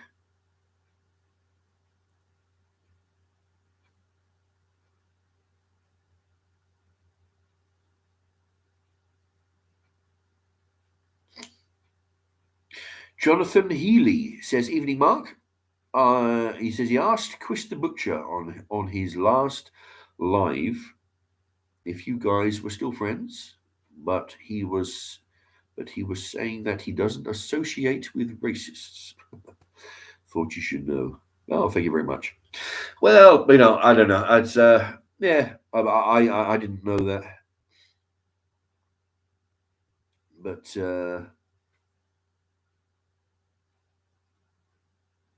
Yeah, if that's the case, it's a bit of a shame, but what are you going to do?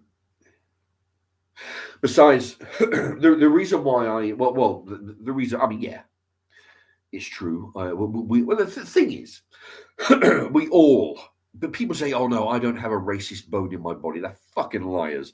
Everybody has a racist bone in their body. Okay. Everybody discriminates against somebody. They would like to say, oh no, I don't discriminate him because he's black. No. Or I don't discriminate him because he's Polish. No, it's not because of that. No. Everybody discriminates against somebody, whether it's somebody because they're overweight and obese. They discriminate against that because even whether it's verbal or something a bit more harsh. You see an obese person, you think, "Fuck me, how the hell did that happen? Why don't you do something? Eat less cheeseburgers or whatever." You've got something derogatory to say about fat people, old people, young people. Old people don't know shit because they're old and they get in the way and they drive too slow. Young people are stupid and they don't know shit and they get in the way and they don't know anything. They've got no life experience. So you discriminate against them. Well, yeah. On the other, you've got fat people, thin people, anorexic people. You might discriminate against those. Have something harsh to say about those. Against foreigners, it could be the way they what they eat, the foods that they eat. Not everybody likes foreign foods. The way they eat. The Indians, I've seen them in restaurants. They eat with their fingers. It's something that's completely foreign to me. There's a knife and fork there for a reason. People eat with their fingers. The Arabs, they eat goat eyes. I've seen it on television. These they've got a big pot full of goat heads, and they'll eat the eyes out of it and discriminate against. How the fuck can those filthy fuckers eat those? They're French. How the fuck can they eat frogs and snails and Christ knows what else? And everybody has something derogatory or discrimination against somebody. You're fat, you're thin, you're old, you're young, you're black, you're Chinese, you're Pakistani, you're Afghani, you're English, whatever. The foods that you eat, the way that they live, the way that they,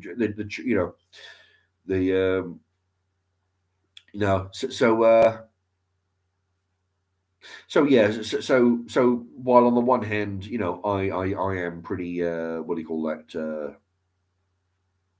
Yeah, I suppose you could say racist to an extent. I mean, but no more than anybody else. Only the difference is I'm willing to admit it, while everybody else out there um, is too afraid to admit that they have a discrimination. It doesn't matter about being about their race. It could be the way they look, the way they the way they conduct themselves, the way what they eat, the different customs that they have. uh,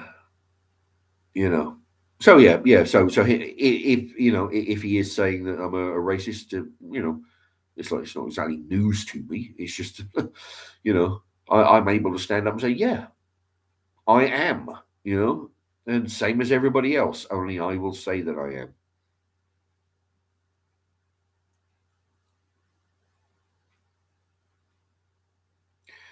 Uh, Newt is in the house. E.W. Snails is in the house. What's this?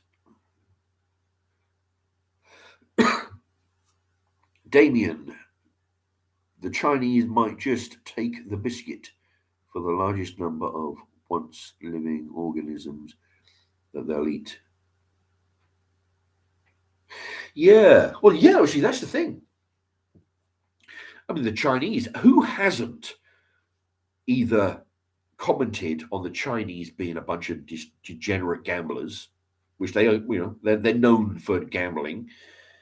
The Chinese are known for eating filthy, fucking nasty animals. I mean, live octopus, fish. that are still alive. They'll wrap their head in tin foil so it doesn't fucking die, cook the body. I mean, what the fuck is going on with that?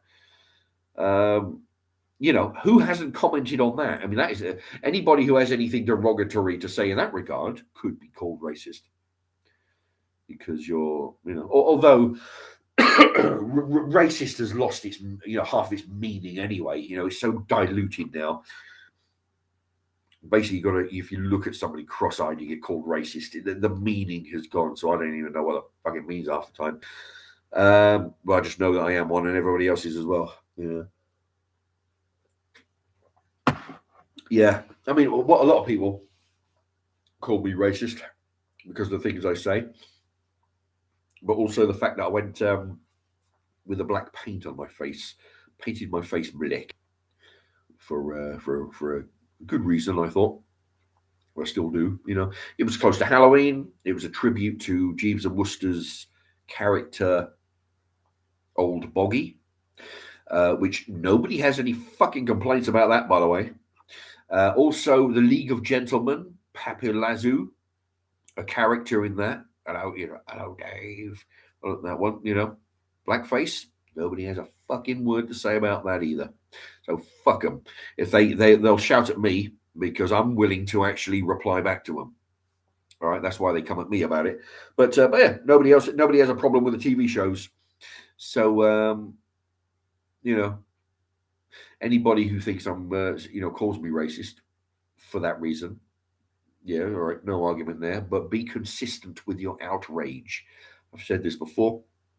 You can say what you want, but complain about those. Write to the BBC, write to ITV, write to whoever about those two shows. Complain there at the same time complaining to me. Otherwise, you lose all respect, and can't really take you that seriously if you just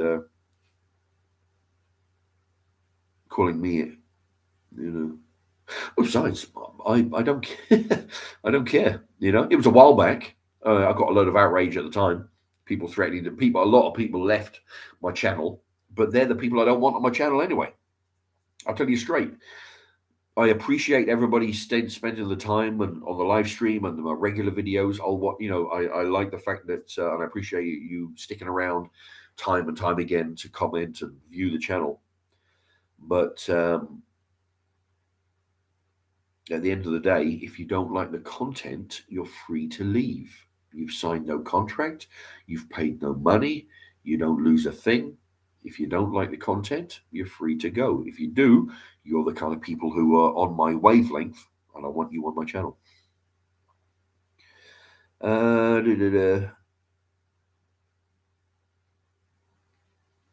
Okay. Dave asks, what are you drinking tonight? Oh, just drinking. I've lost I took the bottle in the kitchen. It's a bottle of mango and orange in a carton. Yeah, a litre of it. It was quite thick stuff, actually. It's very nice. Yeah, trying to get some vitamin C down. I mean, my nose is getting blocked again. Yeah, because I'm tender. I think I'm pretty much recovered the cold. I caught it on a Friday. Tell you what though, yeah, I finished work Friday. That was great. Like every cold that I've ever had, it's amazing how fast. All day, fine. You come home, an hour after I get home, bang, it hits. So, no, that was Thursday. So Friday I phoned in sick. Then Saturday, Sunday off. Monday, Tuesday, Wednesday, Thursday, Friday, Saturday, Sunday off. And then in month. So I had 10 days straight. And today is 11. So, what was I talking about my cold for? I can't remember. Oh, yeah, Dave. Oh, yeah, Dave, you're my wife now. Yeah. Yeah, a very creepy character, but nobody ever complains about that. A white man dressed up as black. Who'd have thought? You think, I mean, screaming, shouting, but no, nobody complains. Newt, Mark, who do you think would win in a fight? Prime Mike Tyson or a gorilla? And Actually, that's interesting. Well, a gorilla. I assume you're talking about a male gorilla, silverback, the male gorilla. Although the female gorilla, I'm pretty certain you'd have a hard time there as well. Um, I would have to. I mean, as bad as Mike Tyson used to be, bad meaning good. I've got to give it to the gorilla because I mean the gorilla. I mean their muscles are so. There's been. I've actually watched shows on this where this discussion has come up actually about if you were to fight a gorilla or whereas a gorilla, because the muscles are so different. It's like it's like they've been twisted. The muscles are twisted and they're like solid. Because remember, from the minute they're born, I mean, they're swinging from trees. They propel themselves on their hands and feet. They're built for ripping things apart. Ripping branches in half and ripping other gorillas apart. Oh, excuse me a moment. I'm just gonna blow my nose. Stay right there. I'll be right back.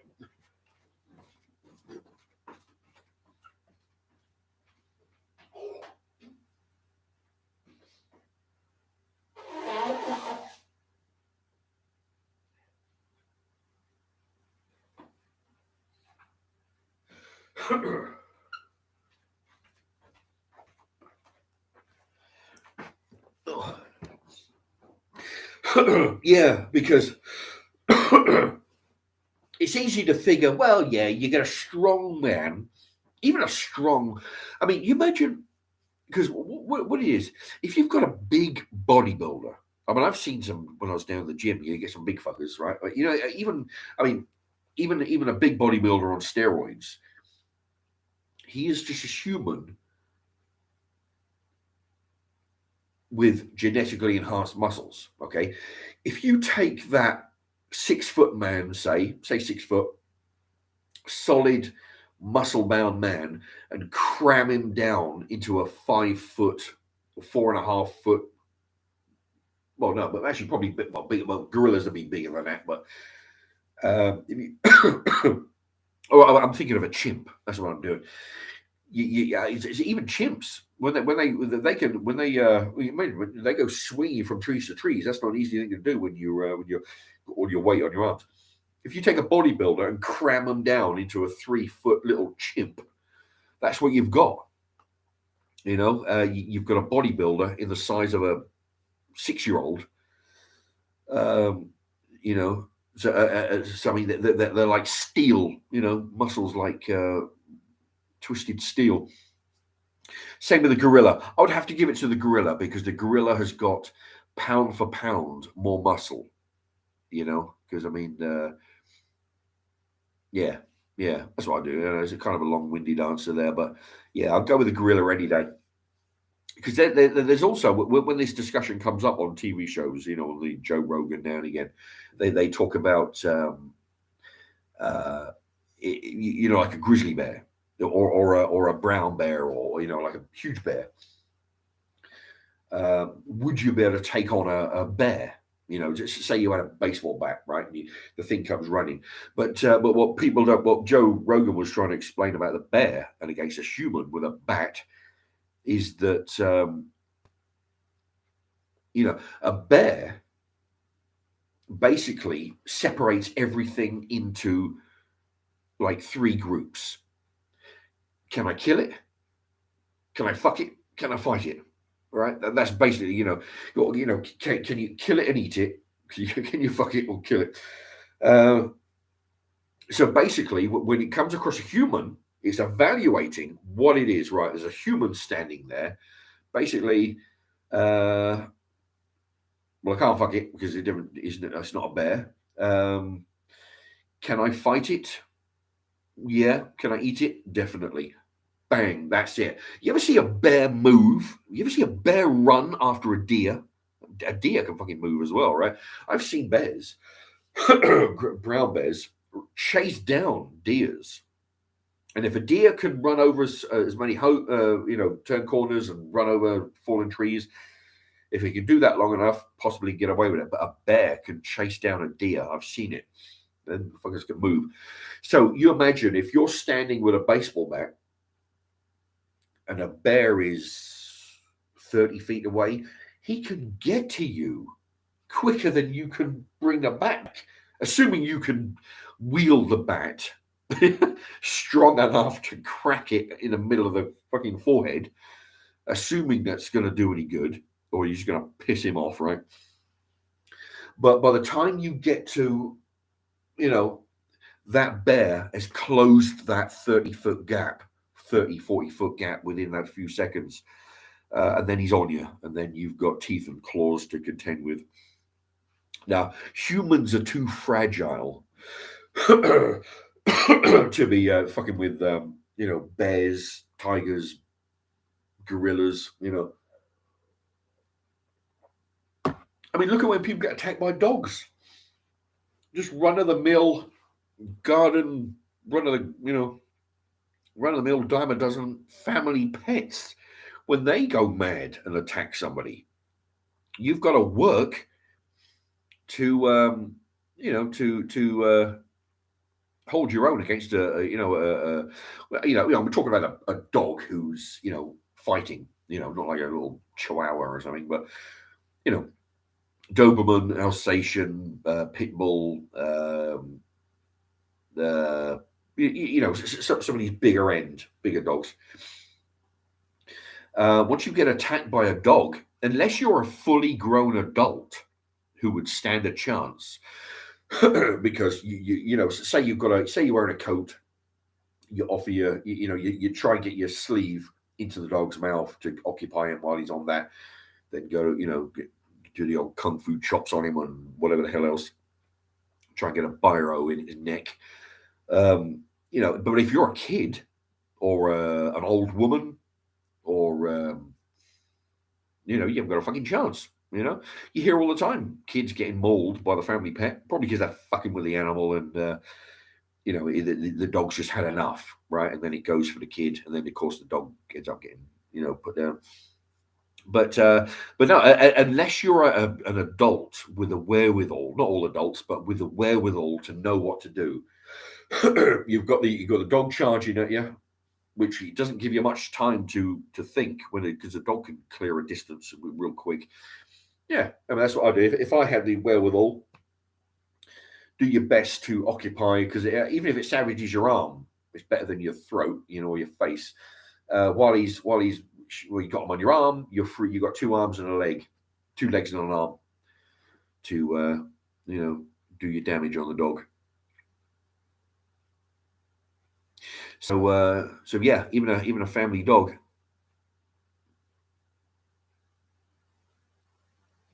And then you could go even further and say a cat. Have you ever been attacked or by a cat? I mean, even a cat. Well, you've seen a cat. Cat is quite small, but when they want to fight you, I mean, because I've had it, right? I've you go out your front door and there's a cat there on the grass, on your and you go shoot, and the cat turns on you. That's it. You get back in the house. I've had that, where you're going shoot, get away, and the cat's and it starts to growl and sort of like, right, that shit. If that thing comes for me, well, it's got to be on you, right? There's nothing. You've seen the old comedy sketches, right?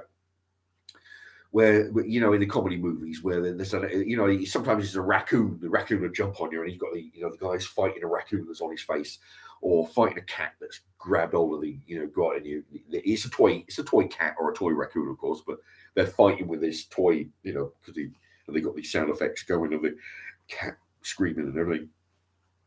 That'll be what it's like. I've had a cat, attack me once, and it's not much fun.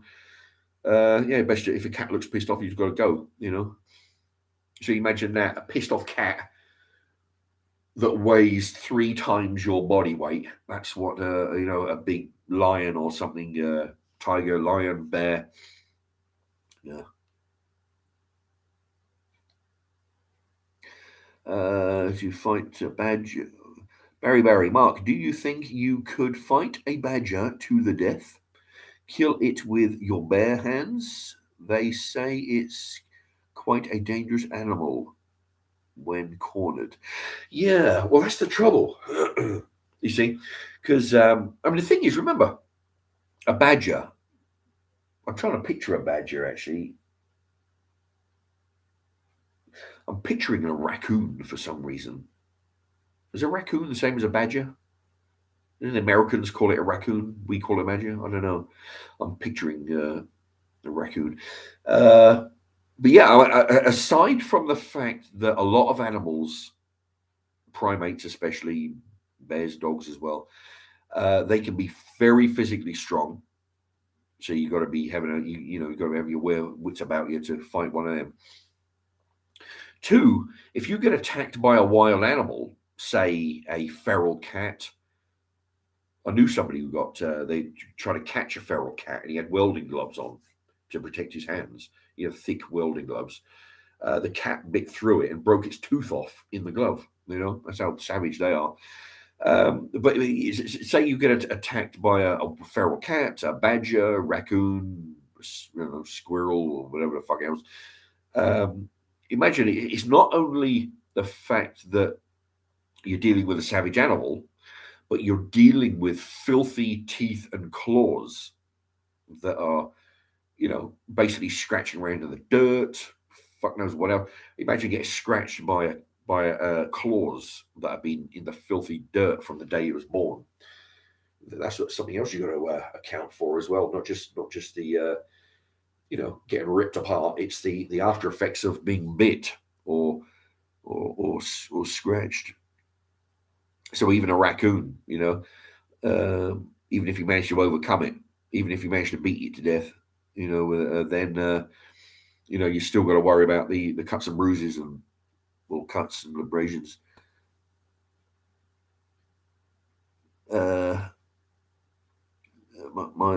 Dave, my old cat Safi was semi-feral. She used to turn into a ball of teeth and claws if I tried to pick her up. Yeah, yeah. I mean, there are some feral cats that are useful on farms, for example. I've been to a farm, and there was a cat roaming around. His job was there. Just the people who had the farm never ever dealt with the cat. They never picked the cat up. They never invited it in the house. They never gave her any food. The cat lived because if you feed a cat, it's going to figure, well, getting food off of them is a whole lot easier than chasing it down in the form of a rat.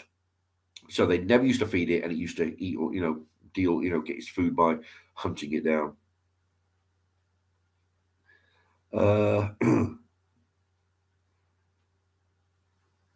Newt, if you had a machete, do you think you could beat a chimpanzee? Interesting.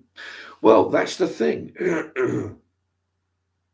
Because I mean, chimpanzees are pretty fast as well. They're pretty fast. I mean, they're full of teeth and muscle. So again, if you've got the machete back, you've got to be able to get from here there. Well, you've got to time it as well because if the chimp is 20 feet away, they can close that gap in a second.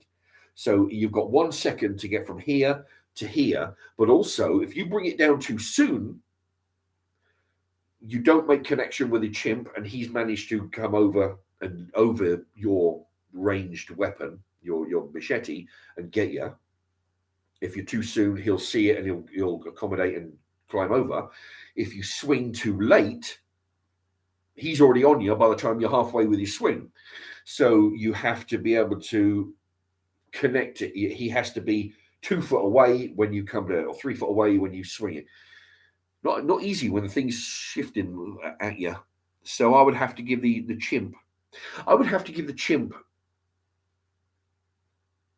over a machete because a machete is a swinging weapon. A sword, like a gladius, for example, that's a thrusting weapon. That's not a slashing weapon. That's a thrusting weapon.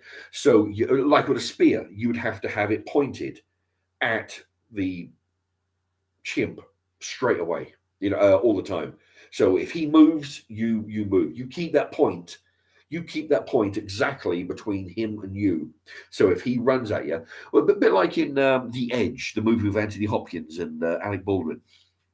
Anybody seen that movie? They're being chased down by a grizzly bear, and what they do, they get a big pole, and basically they entice the bear to lunge at them, and then they keep the point of the stick between them and the bear, so the bear has no option than to impale itself on the stick in order to get to you. That's what you'd have to do with a chimp, with a gladius. You'd be better off with a gladius than a machete, because the machete you swing it, and if you miss, you're fucked.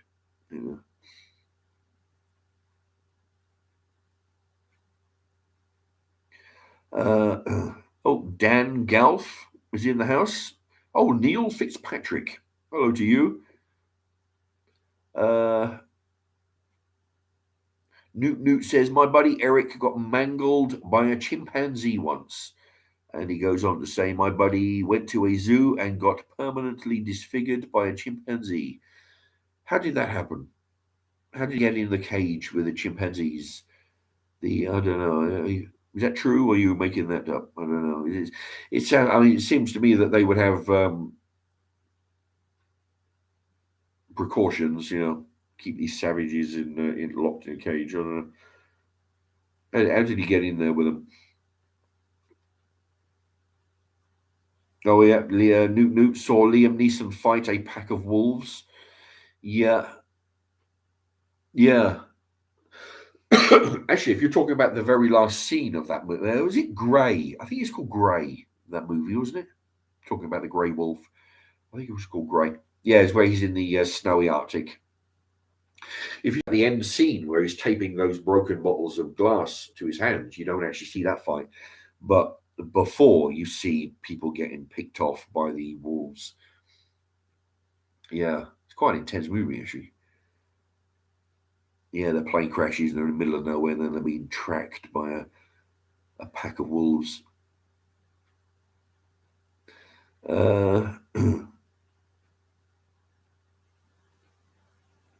Permanently around Dave, yeah, the feral cats. Yeah, Dave, he says the feral cats on the farm would deal with all the mice and rats and other vermin.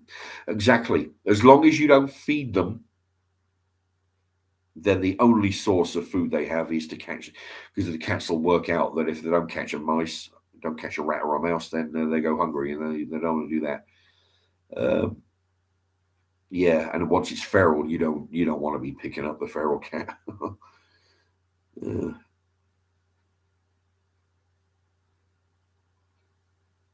Did we find a chimp? No, we didn't. I saw Liam Neeson pack of wolves. Zed Ninja.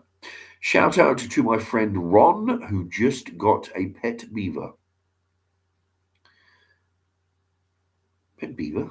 Yeah, well, you go down the local lake and pull it out of a dam or something.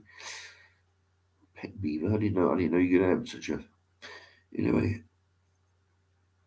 Newt. It is true, Mark. My buddy Eric got out of the car in the monkey enclosure to try to bat the chimp off of his car, and then it jumped him. Bloody hell. The monkey enclosure, in the enclosure. That's different. That's where I had some car trouble. I was in Woburn, I think, Woburn Safari Park, and they've got a monkey enclosure, a big, huge area. It's where the gates open, you drive through, and then they go, and then they open up another set of gates. The accelerator cable broke while I was in the monkey enclosure. The accelerator cable broke, which means the pedal just, like normally it's on a, it's up and down. You press it, and it's that's how you do the accelerator. Well, the cable went, so it just hit the floor. It was revving like I was doing like 90 miles an hour while I'm stationary. So I had to quickly turn the engine off before I fucking set myself on fire. They had to get the tow truck round and pull us out. Then I think it was the AA or the RAC found us in the park and Couldn't fix it, so they had to tow us home. When I was a kid, I remember, well, my dad was around, so it was before 1977. We had one of those minibuses. You know those minibuses? It's like blue at the bottom with white on the top. One of those two-tone ones. It's a camper van, and you go inside and you can rearrange all the cushions and the table and rearrange it into seats, then rearrange it into a table and then put the cushions on and make a bed. One of those. We all went to Safari Park and 19. Well, yeah, he was around in 1977, so I was 7. So I would have been somewhere between 5 and 7 years older. So, but I haven't thought about this in a while. But we went there, and the monkeys were all over the windscreen, all over the car, ripping off the windscreen wipers, and they ripped the number plate off. So when we got home, he had to make a new one with masking tape and stuff. Yeah, they're just little fuckers. They are. I tell you. I tell you, they'll have the cable, they'll have the radio cable off. They'll have your windscreen wipers. Yeah, they just come over and sit on your car.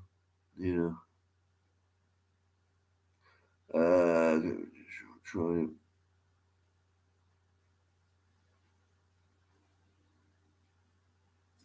Dave, feral cats did cause lots of bird species to go extinct on newly discovered islands. Yeah, I've heard of that happening. Yeah, they bring cats on the boats, and they start eating everything. There are birds wouldn't fly and had no natural predators. Yeah, that's the trouble. You have birds that nest on the ground and they got no natural predators. You come and when a ship shows up, they bring rats with them and cats and goats and whatever else. The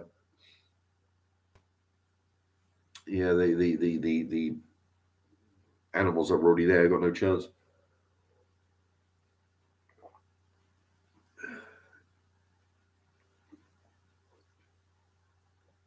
Newt, do you believe that skinwalkers are real? Skinwalkers. I watched a show on those, I believe. Correct me if I'm wrong, Newt. That's it's like a farm / ranch, and what they were doing, they were having some kind of extraterrestrial visitors coming down and mutilating the cattle and some and extraterrestrial stuff going on. I think that's I'm not so certain. Yeah, you're talking about Skinwalker Ranch, right? Yeah, if that's the radioactive site. Yeah, I think I've seen a show on it. I don't believe, yeah, because I think there was like, cattle mutilations and all kinds of other shit going on. I'm not so certain. I mean, I do believe that there are alien species out there, and there's got to be the amount of planets out there, billions upon billions. Odds are we're not the only planet with life on it. Remember, having life on it doesn't mean sentient life like humans. It could be microbial. It could be, but no, I don't believe they're living on a ranch.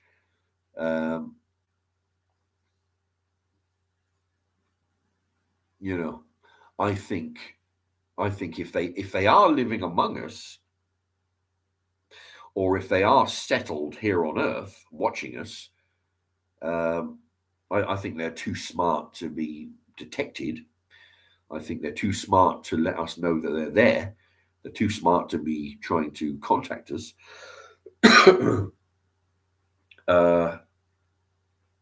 You've only got to watch science movies about aliens, outer space creatures against humans, and any movie will show you that the reaction is always hostile, unless it's a comedy movie, of course, or some stupid shit like that. But any serious movie, the reaction of humans is hostility, and it won't usually end well for the alien. because basically we will try and kill something that we don't understand. Although it would be great on the one hand to live long enough for aliens to see, but that's the thing.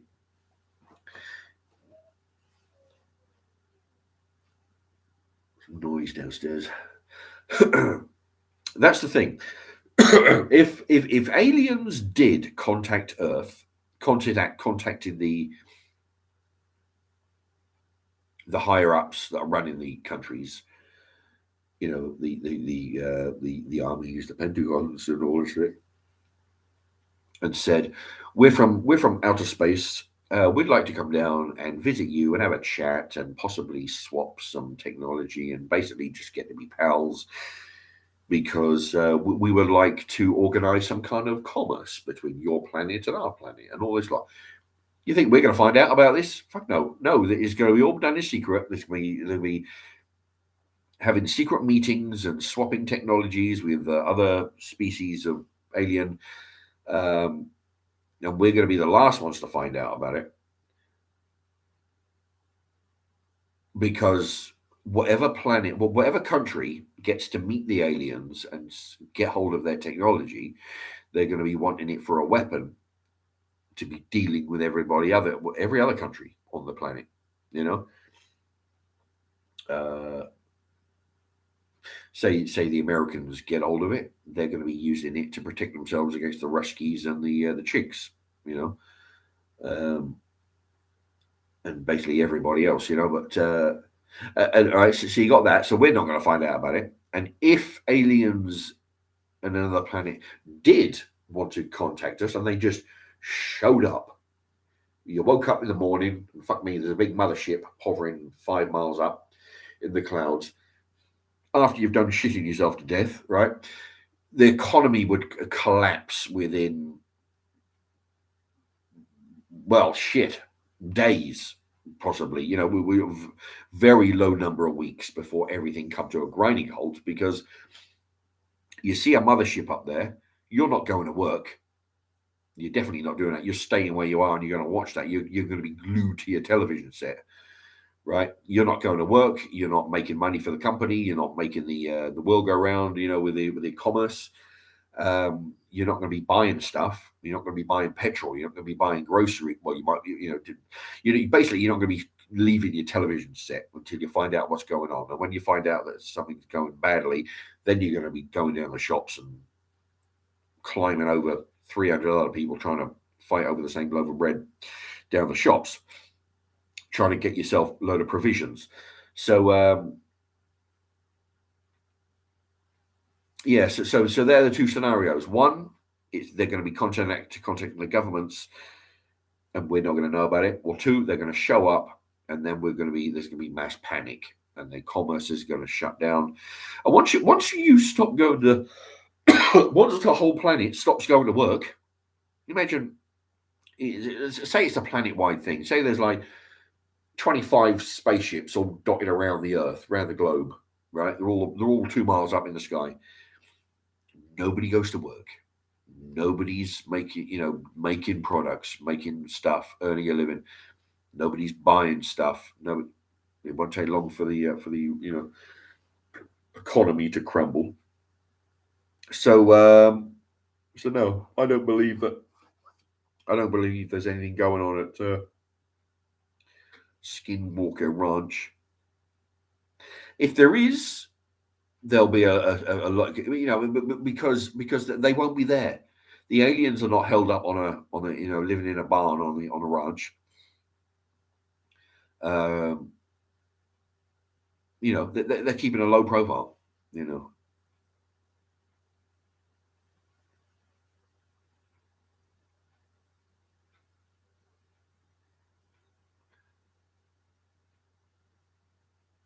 Newt Newt, if you could stop time, what would be some of your favorite things to do? If I could stop time,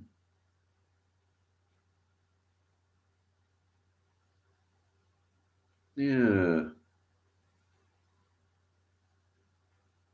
If I could stop time, I would stop time in the early hours of the morning. But when it gets light, so light enough to see, then go steal myself one of those Lamborghinis and then go around the. Is it the M?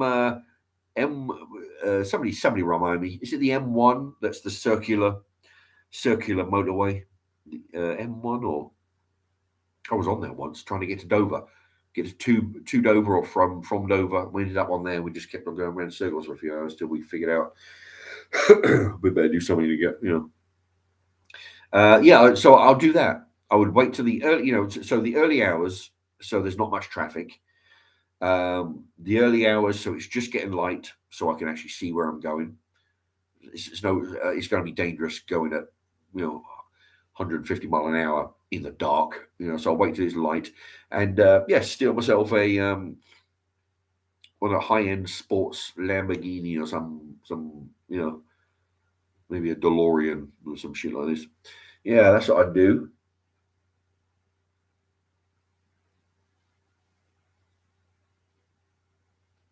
Yeah, interesting though. Although if you could stop, mind you, I haven't said that. Having said that, steal myself a Lamborghini. If I was to stop time, just go rob a bank, then go buy myself a Lamborghini. Anyway.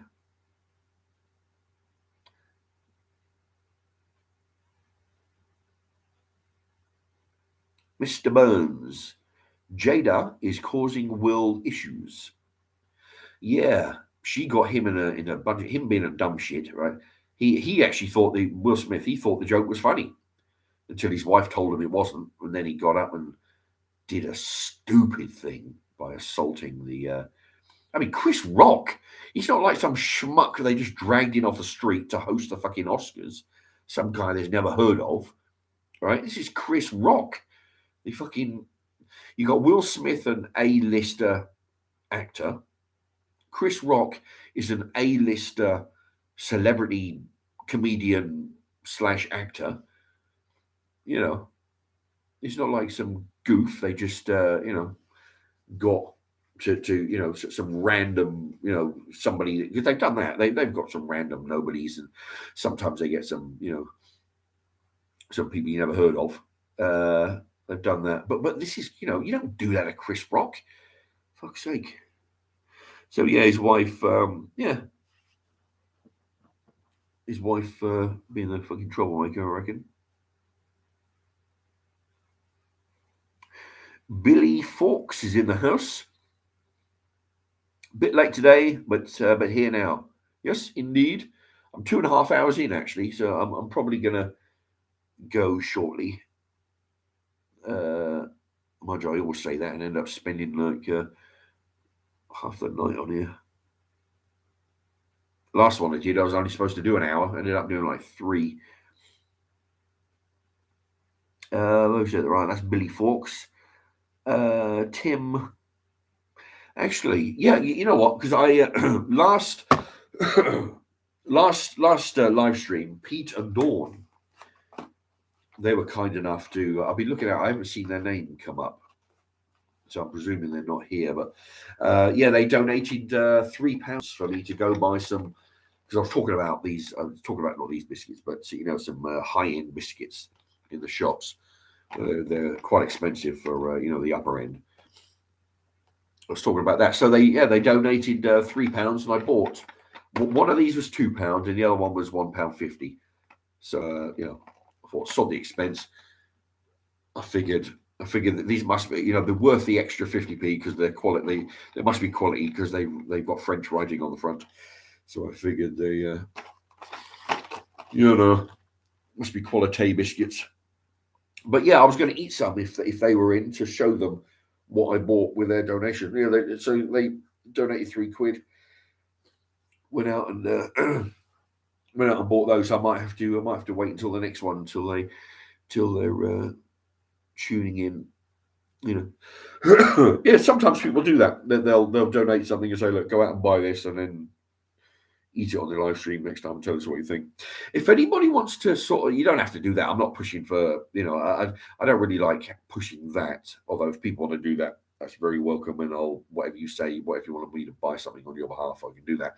But what I do tell people, what I do try to push is, if you watch any of my videos on Mark's Remarks, any cooking videos, any other stuff, if you allow, if you allow the adverts to play, not a lot of people know this except for video makers.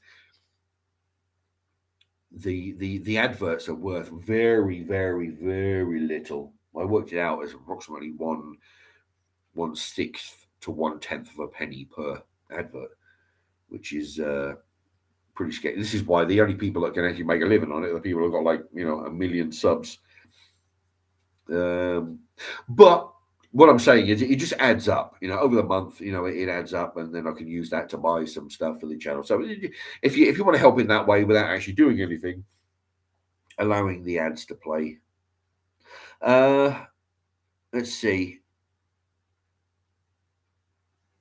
But here, how's your brother Carl? Tim Silver Tunnel. How's my brother Carl? Not seen him on videos. Yeah, well, yeah, that's the thing. He never returns my calls anyway. Yeah. The thing is, yeah, I mean, he's come round on occasion in the park, not for a long time, but yeah, we don't really sort of. Not that I'm against hanging out with him, but he doesn't. I guess I'm the kind of person he doesn't like to be around.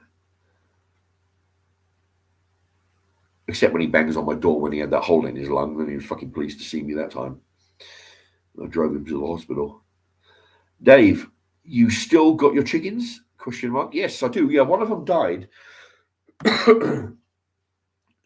Yeah, here's the calendar. One of them died. Let's go over that way. On the 14th of March. There you go. I actually wrote it on the calendar. One chicken died today. All right, so you can see all from before. I was getting 4s. I've got a 3, mostly 4s, a couple of 3s, because they do that, because they have a break. They do about 6 a week. Because there's 4 of them, they would, their cycles would overlap each other. So yeah, so you can see when it died. After that, it's been all 3s. There's a 2. Yeah, so since the chicken died, all 3s, a 2, and then all 3s again. Okay, actually, let's see. If I actually want to do, you can probably count along with me over here. 4, 8, 12, 16, 19, 23, 27, 31, 34, 37, 41, 45, 48, 51, 54, 57, 60, 66, 69, 71, 74, 76, 79, 82, 85, 88, 88, 91. So there's 91 eggs I've had so far. 91. So if I get 3, 3, and 3, that will make exactly 100 eggs in the month of March. If I get 3, 3, and 3. November, just coming up about, so that's 5 months ago. 5 months ago? Yeah. November 2021, I got 105. December, I kind of lost track of that one. January, the first month of the year, January 2022, 106. You see all the 4s. Then February, 99. Now we're in March, and if I get 3, 3, and 3, then I'm looking at 100. So So each chicken, when when I had 4 chickens there, I was getting 105, 106, which is about 26 eggs per chicken per month. So now that I've got 3 chickens, once this month is over and I start the new month, uh, I can expect 75 to 78, depending on whether I get 25 or 26 eggs out of each one. So 75 to 76 out of the 3 eggs over the month.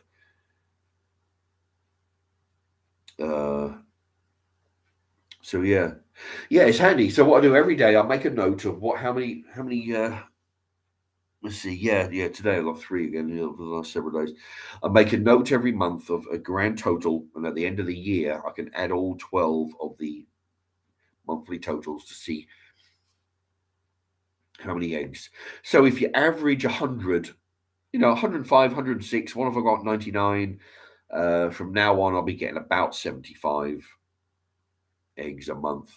But when I was getting 100, that's 1,200 eggs a year.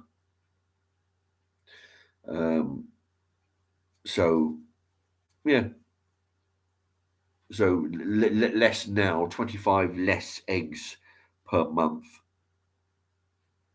which is about 300 eggs less.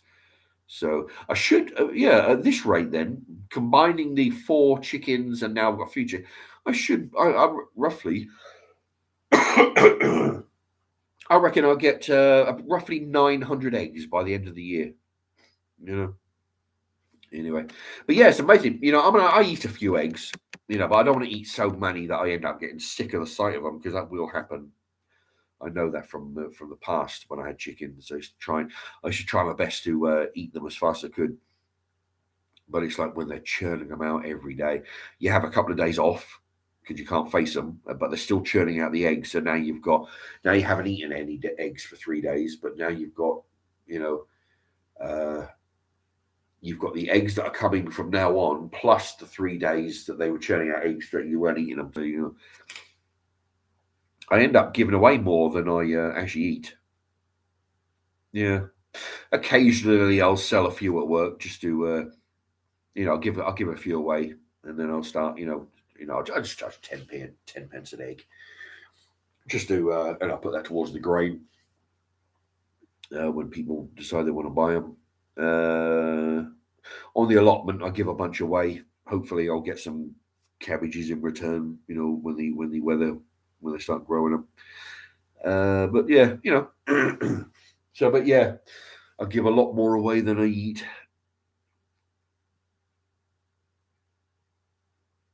Billy Fawkes. If The Rock was hosting and M cracked that joke, you think Will Smith would do that? Actually, that's an interesting point, because that's come up in a lot of comment sections as well. I've been reading. They've been saying, yeah, if Dwayne Johnson, The Rock, or anybody, like that had been hosting and did that joke, do you think Will Smith would have got up on stage and slapped him? Fuck no. He did it because he did it because he's 6'4", and a good couple of stone in English term. It was 14 pounds to a stone. So he's at least maybe 2-3 stone heavier than this guy. Chris Rock. Yeah, Chris Rock, 5'10". He's pretty slim. He probably weighs 10, 11 stone, whatever. Probably not 11, probably 10 and a half stone. So you got 14 pounds to a stone. So 14 times 10 and a half against Will Smith, which is 14 pounds to a stone times, he's got to be 17 stone. Yeah, I'm 17 stone, I think. I was last time I weighed myself at the work. We got these scales. I was 111, dropped down to about 110 and a half kilos. Or kilo? No, pound. Yeah, kilos.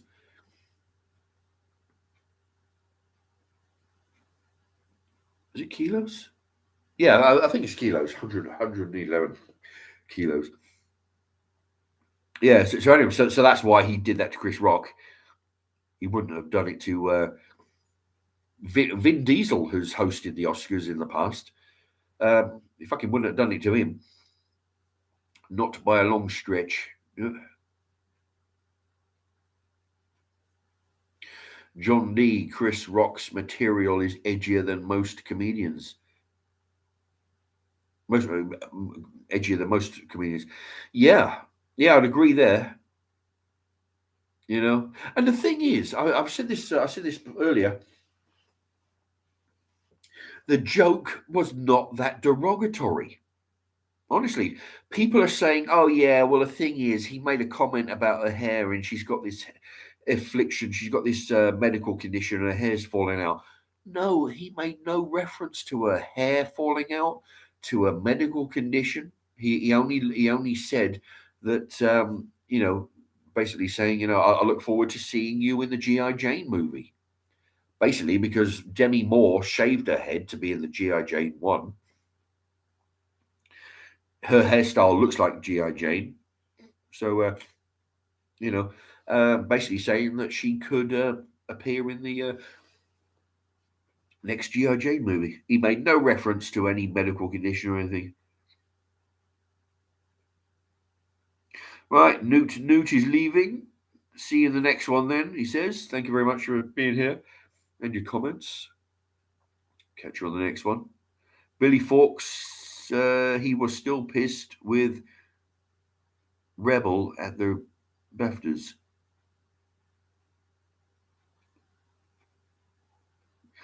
Rebel. Are you talking about Rebel Williams, that big fat woman who's now very slim? Rebel, yeah. She was in No Pain, No Gain with Wahlberg, Mark Wahlberg. She was in Cats, the movie. Rebel Wilson. Yeah, there you go. What did I say? Williams? Anyway, yeah, Rebel Wilson. Right, so you're talking about Rebel Wilson.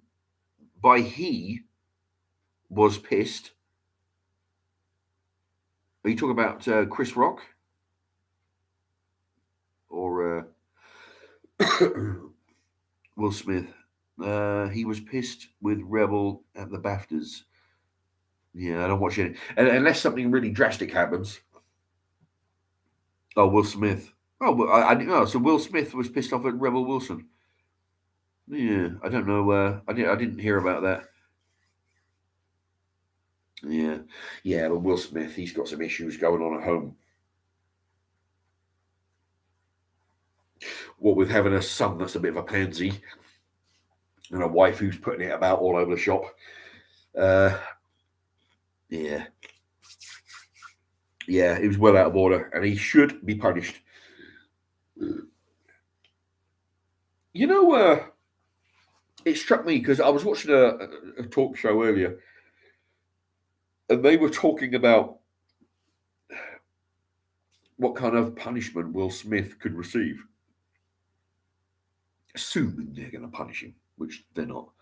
But there was talk about, would they or could they take his Oscar away from him? Oh shit!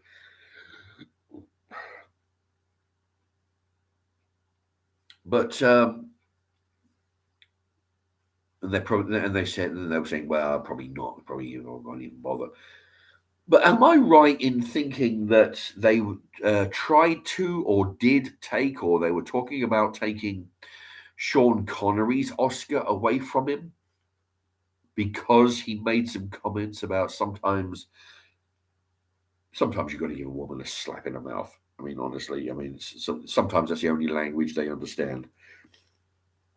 He said that, and there was a big outrage.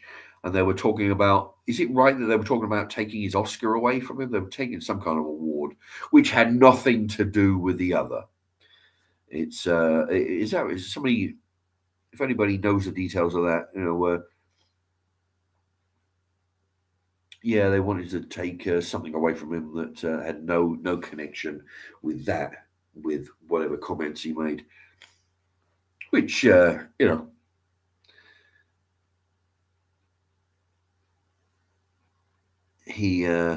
I mean, if the truth be known,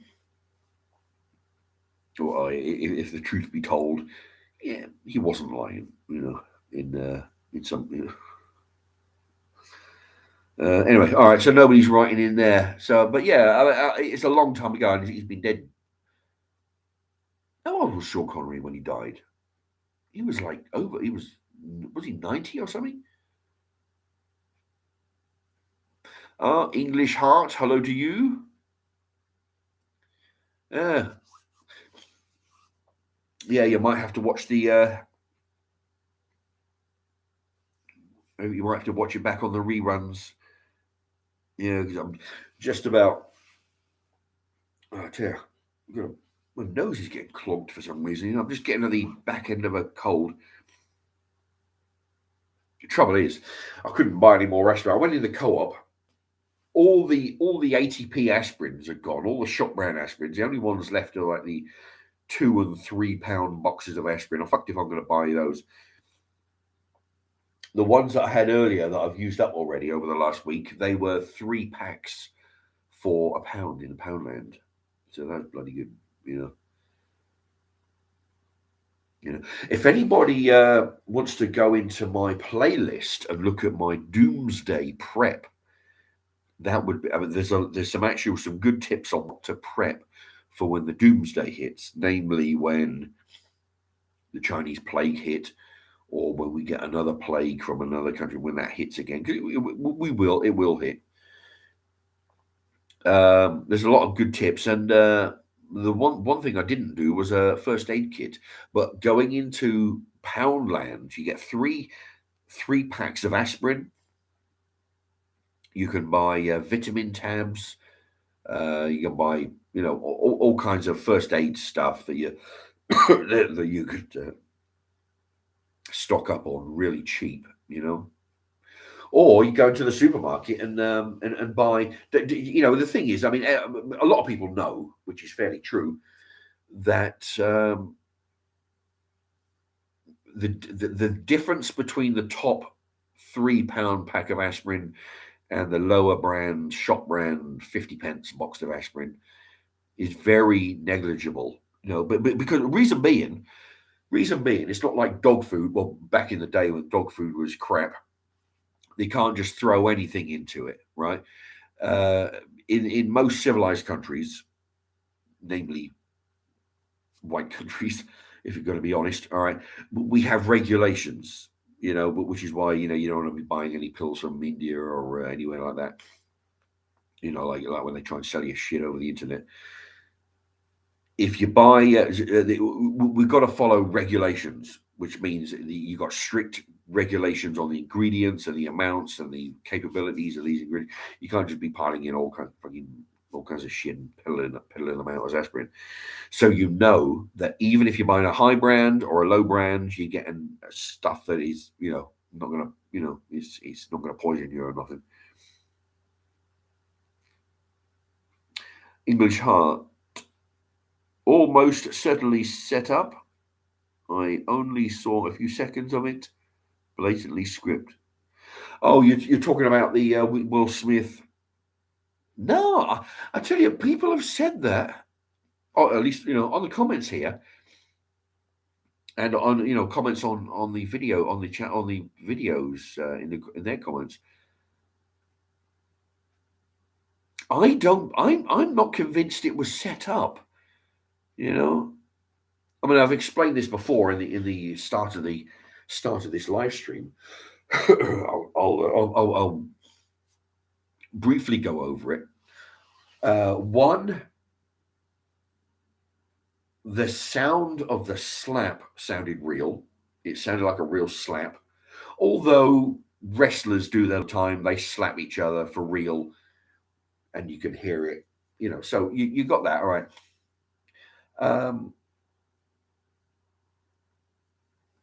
If it was a gag, if it was scripted, they would have done a lot better than Will Smith going to his chair and swearing 2 times, not just once, not just twice, well, twice, um, live on television, which is going to cause, which is, I mean, he made himself look so bad. All right. I mean, admittedly, I mean, they could have if they were to cook it up together and say, right, I've got a really good gag. I'm going to go over, make a joke about your wife. You come up there, slap my face, go back into your seat, and start swearing. They could have come up with something completely better without the slap, which everybody's looking at as a violent assault, without going back to his table and saying, saying fuck twice.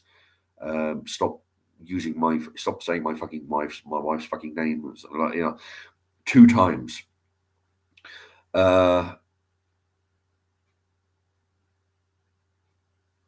Yeah, it's they could have. I mean, for example, when Will Smith walked on the stage, Chris Rock looked like he was like, oh shit, okay, all right, brilliant.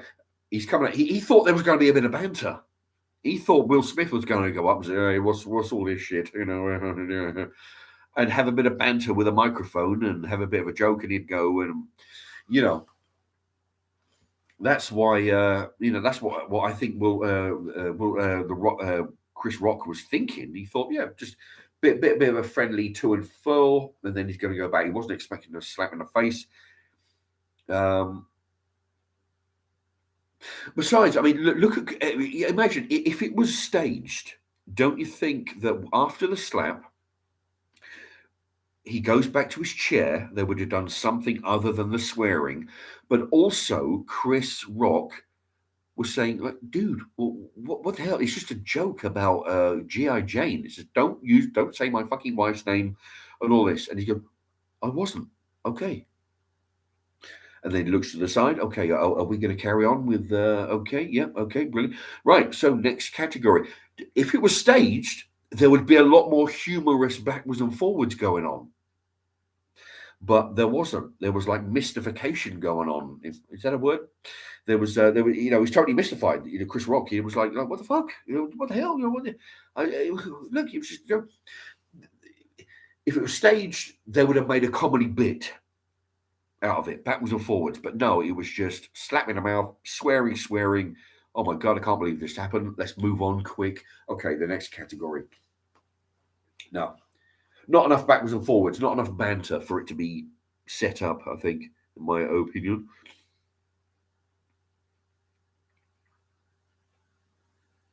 English Heart, no one watches anymore. They needed the views.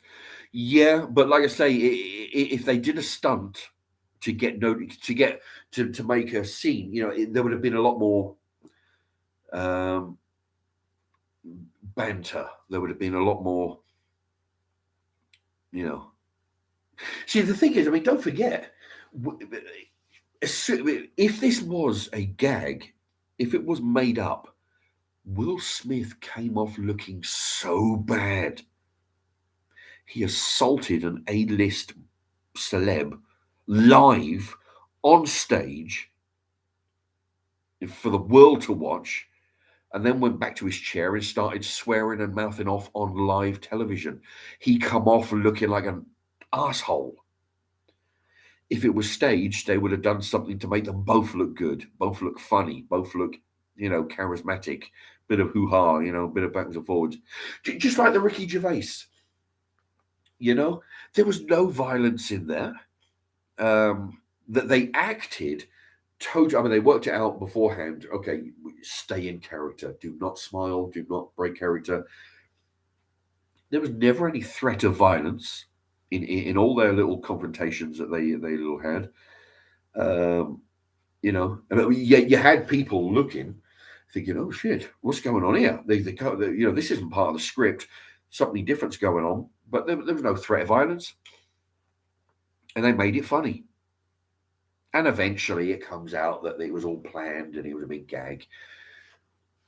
if they were coming up with a gag, they would have made it funny and a bit more humorous banter, but it was more confusion than anything else.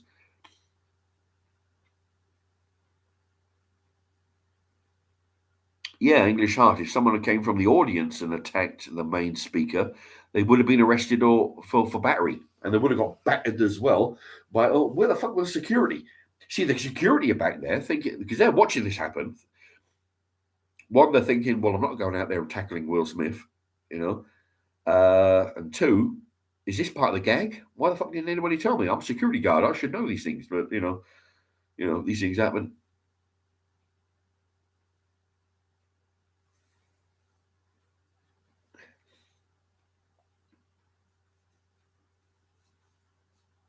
Yeah, Papalazoo would have been cooler.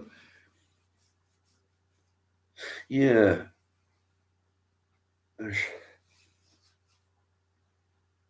Yeah, I'll have to bring out Papalazoo back again one day. Okay. All right. I'm gonna look at that. Well, you won't know.